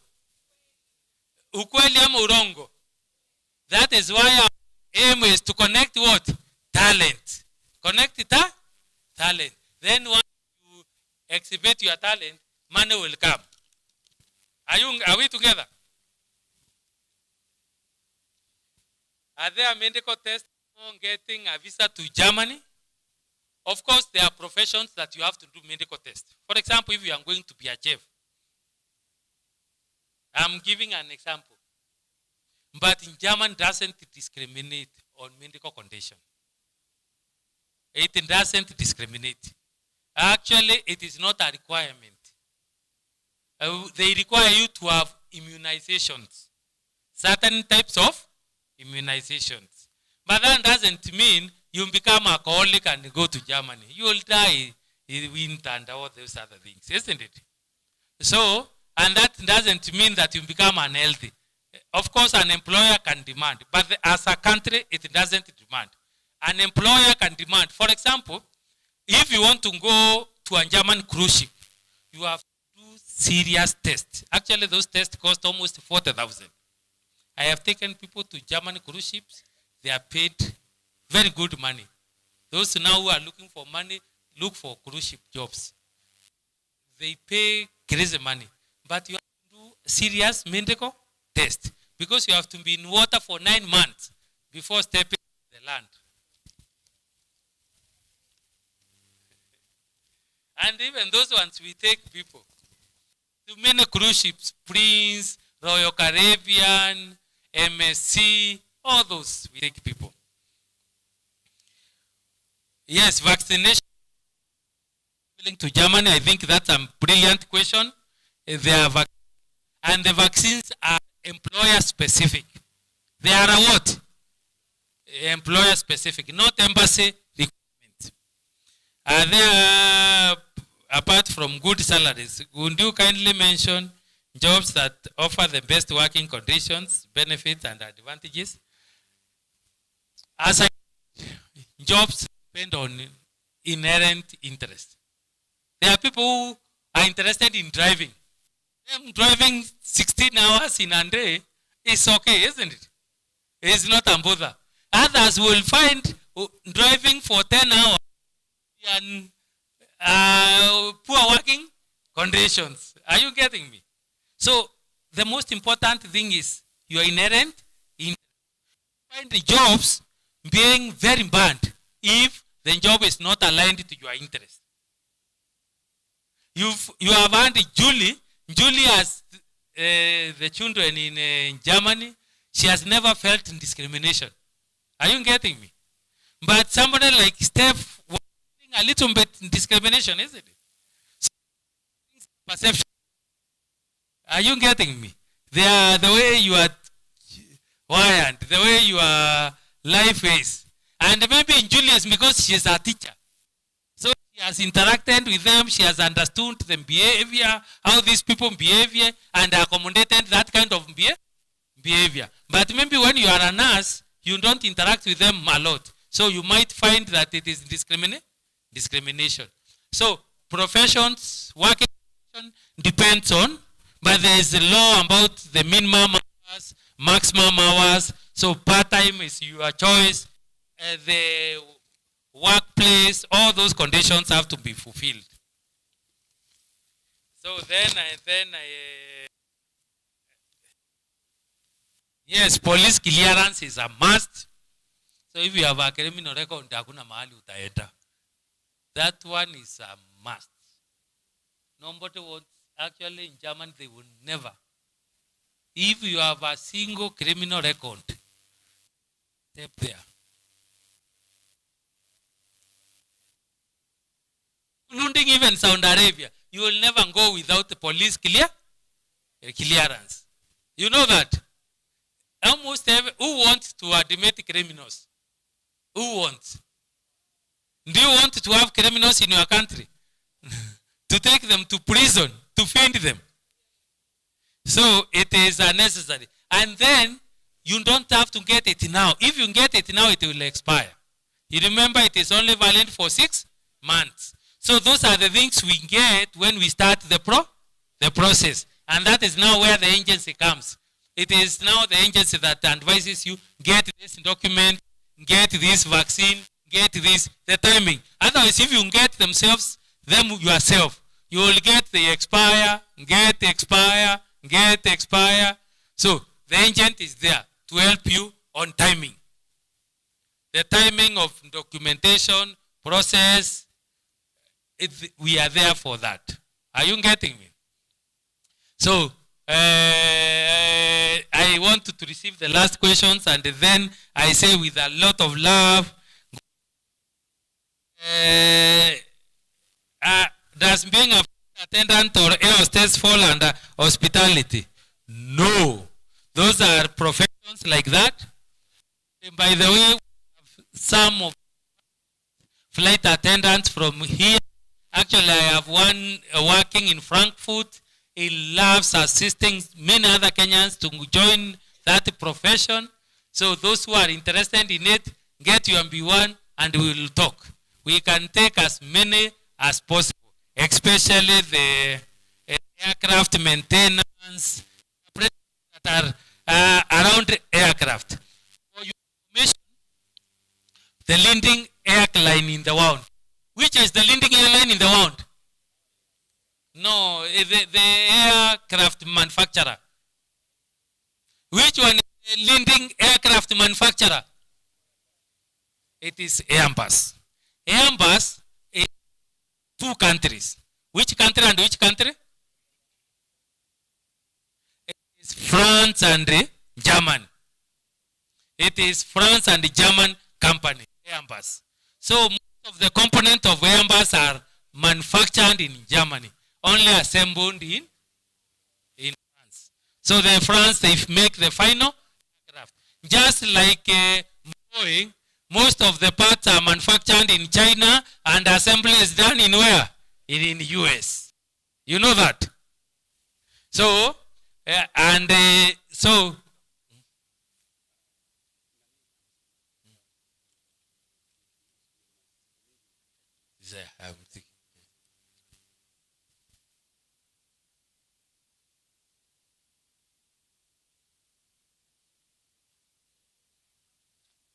So so those are some of the things that we shall be able to take. And what I can tell you is that I can see most of these others are things like why are people want to be criminals? Why would somebody ask me a traffic offense? I don't want to export criminals.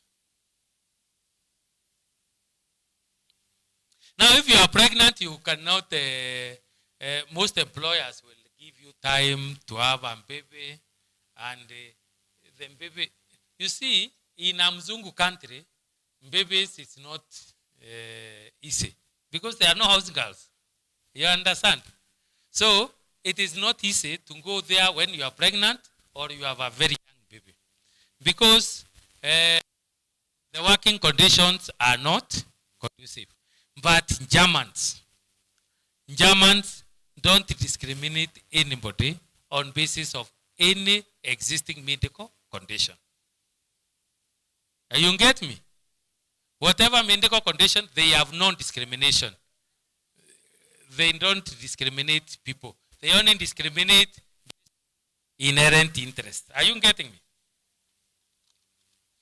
And then maybe the rest of the questions, there are so many. What to do?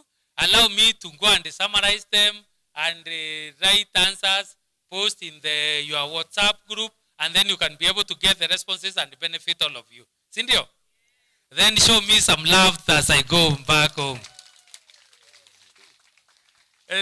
Now I can return the mic to the organizer, and once I return to the organizer, of course, I can't stand again. Thank you so much for the opportunity. As a team, we are very grateful. Thanks so much. Let's put our hands together for Daktari, kindly. But bado uko TikTok too, hata kama tuna appreciate, bro. Raise it, raise it, raise it, raise it, raise it. Wow, that's so amazing, and we can't appreciate more.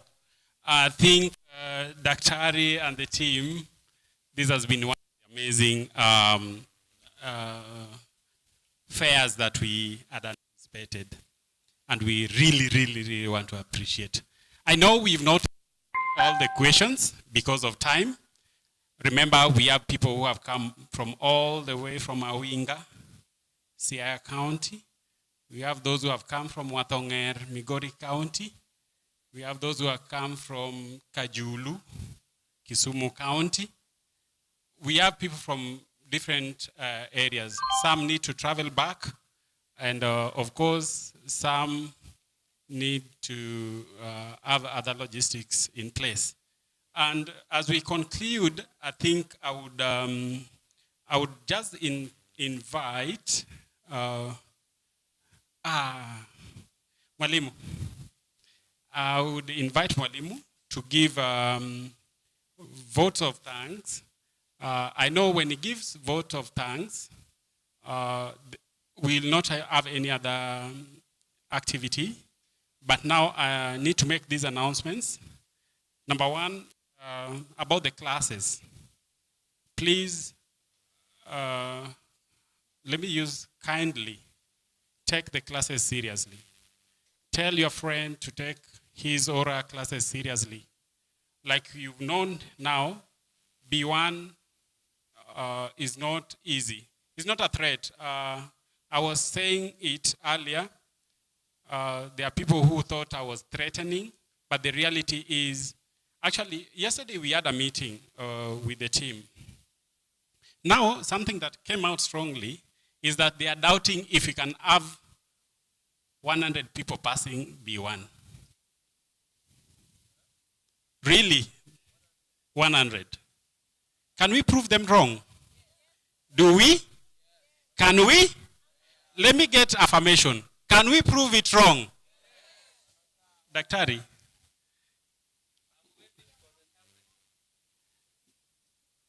if we get more than 100 people passing B1, that is 60%, that will be actually it will be the first in this country, a group scoring B1, passing B1 to that extent. So I think here, I was promising them that these are bookwormers, these are people who know what they want. Please don't fail us. I really promise that we can deliver more than 100. Imagine we are 700 and we are being challenged that can you only produce 100? That means they also know what they know. That also you should put in the work, right? They should put in the work, and we also have our teachers here. We have our trainers. Make good use of them. Make good use of resources that are available. We'll have subsequent communication regarding what we are doing next. We'll have mocks coming in through. And before we do the exam, of course, we'll have a period, actually not less than 2 weeks of just exam preparation. So please, don't disappoint. We really believe in you. PS was watching the video and seeing how interactive you are. He was watching the live link. He has really appreciated and shared his impression about the commitment you guys have done. Thank you so much. And once again, let's put our hands together for ourselves. Kindly, everyone, thank you. So going forward, I know we'll get other communications from the group. And we will just proceed as we proceed. Other questions will be answered. We'll have Q&A sessions in that Google Meet platform will be shared with you guys so that you can also still push your questions and have them answered subsequently. That's okay, right? Thank you. I would invite Mwalimu, so that Mwalimu Patrick, to give a vote of thanks and final remarks as we close. Thanks very much. I'll begin with final remarks, and may I invite Irene, Madam Irene, to give final remarks before I give a vote of thanks. Final remarks. Thank you, Herr Patrick. Guten Tag. Okay, I want to ask one of the students to come and give a vote of thanks. We've spoken a lot today. So please, let's have a volunteer to give a vote of thanks to our visitors today. Anyone?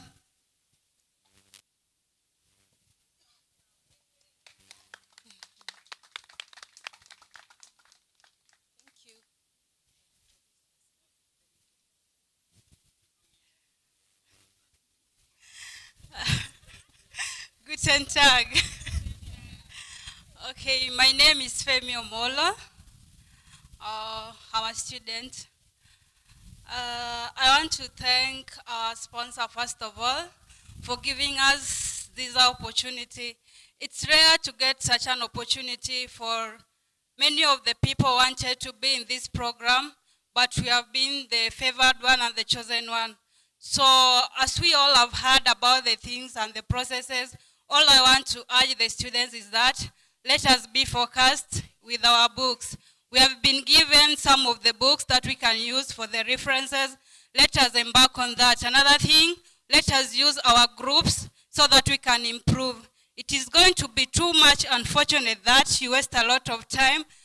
We have been studying for the past 6 months, and now when it reaches the time which we have been looking for, then you remain behind. It is going to be so sad. I want also to thank our teachers for the good work they have been doing. They have been so friendly and they are always ready to assist. If you have any problem, please consult the teachers. To our guests, we really appreciate you. You have really enlightened us. For so many of us wished that immediately we are done with the B1 exams, we are going to fly. But as at now, I now know the truth that there are processes that are going to be followed. We thank God for everything. Number two, I want us to give our sponsor, especially our beloved super PS Raymond Omondi by giving Raymond Omolo by giving him one hearty clap, just one. Thank you so much.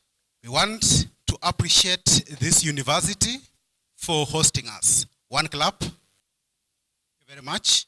Let us also appreciate HTV for offering the training services. Thank you so much. Appreciate all the trainers, beginning from Madam Irene, the principal, up to everyone else. In a special way, we want to thank the LSS, yeah, especially Daktari and his team for an excellent job. We have been in the dark. We began, we didn't know what we were doing. Okay, some of us knew, of course, but most of you were in the dark. And I'm very sure right now you are enlightened and you can actually smile because you have had so many doubts. I know of people who even say that you guys are going to be sold into slavery. But now I'm sure you now know exactly what this is all about. And there is a lot of hope, and I can see the smiles on your faces. So give him 2 hearty claps. Thank you very much. And of course, we cannot forget the people who brought you to this earth. Posthumously, or if they're still alive, let us appreciate our parents for giving us this opportunity. Thank you very much. And I think if it were not for your good decision to be here, sometimes you can be forced to do things. But for you, you understood what you wanted in life and you are trying to pursue it. And I can see from where I stand, your small steps towards your dreams have just begun and they're going to materialize. So clap for yourself the way you feel like. Thank you so much, the organizers. Thank you so much, Teddy. I can give it back to you now. And for myself, danke.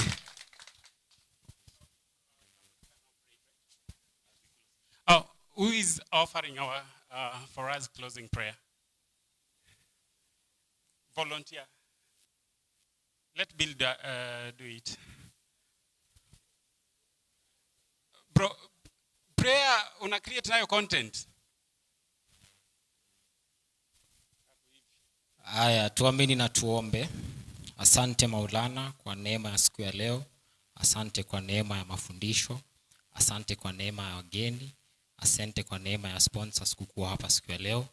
Tunapotawanyika, tujalie neema ya safari njema kila mmoja anapoondoka. Tukipatana tena, sifa na shukrani ni kwako. Tujalie neema ya masomo bora na kupita mtihani na kufanya preparation ambayo inayofaa. Maana hakuna aliye kama wewe. Nasema ni asante kwa hafla ya leo na ni katika jina lako takatifu naomba na hata kuamini. Amina. Thank you so much and see you next time.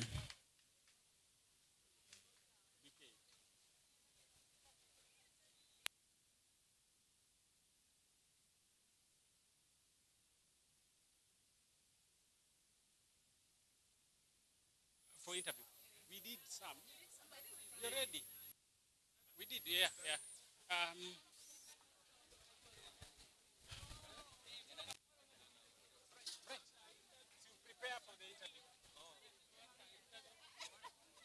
Excuse me? Anybody who feels like they want to appear on the screen? Ama makeup imeisha.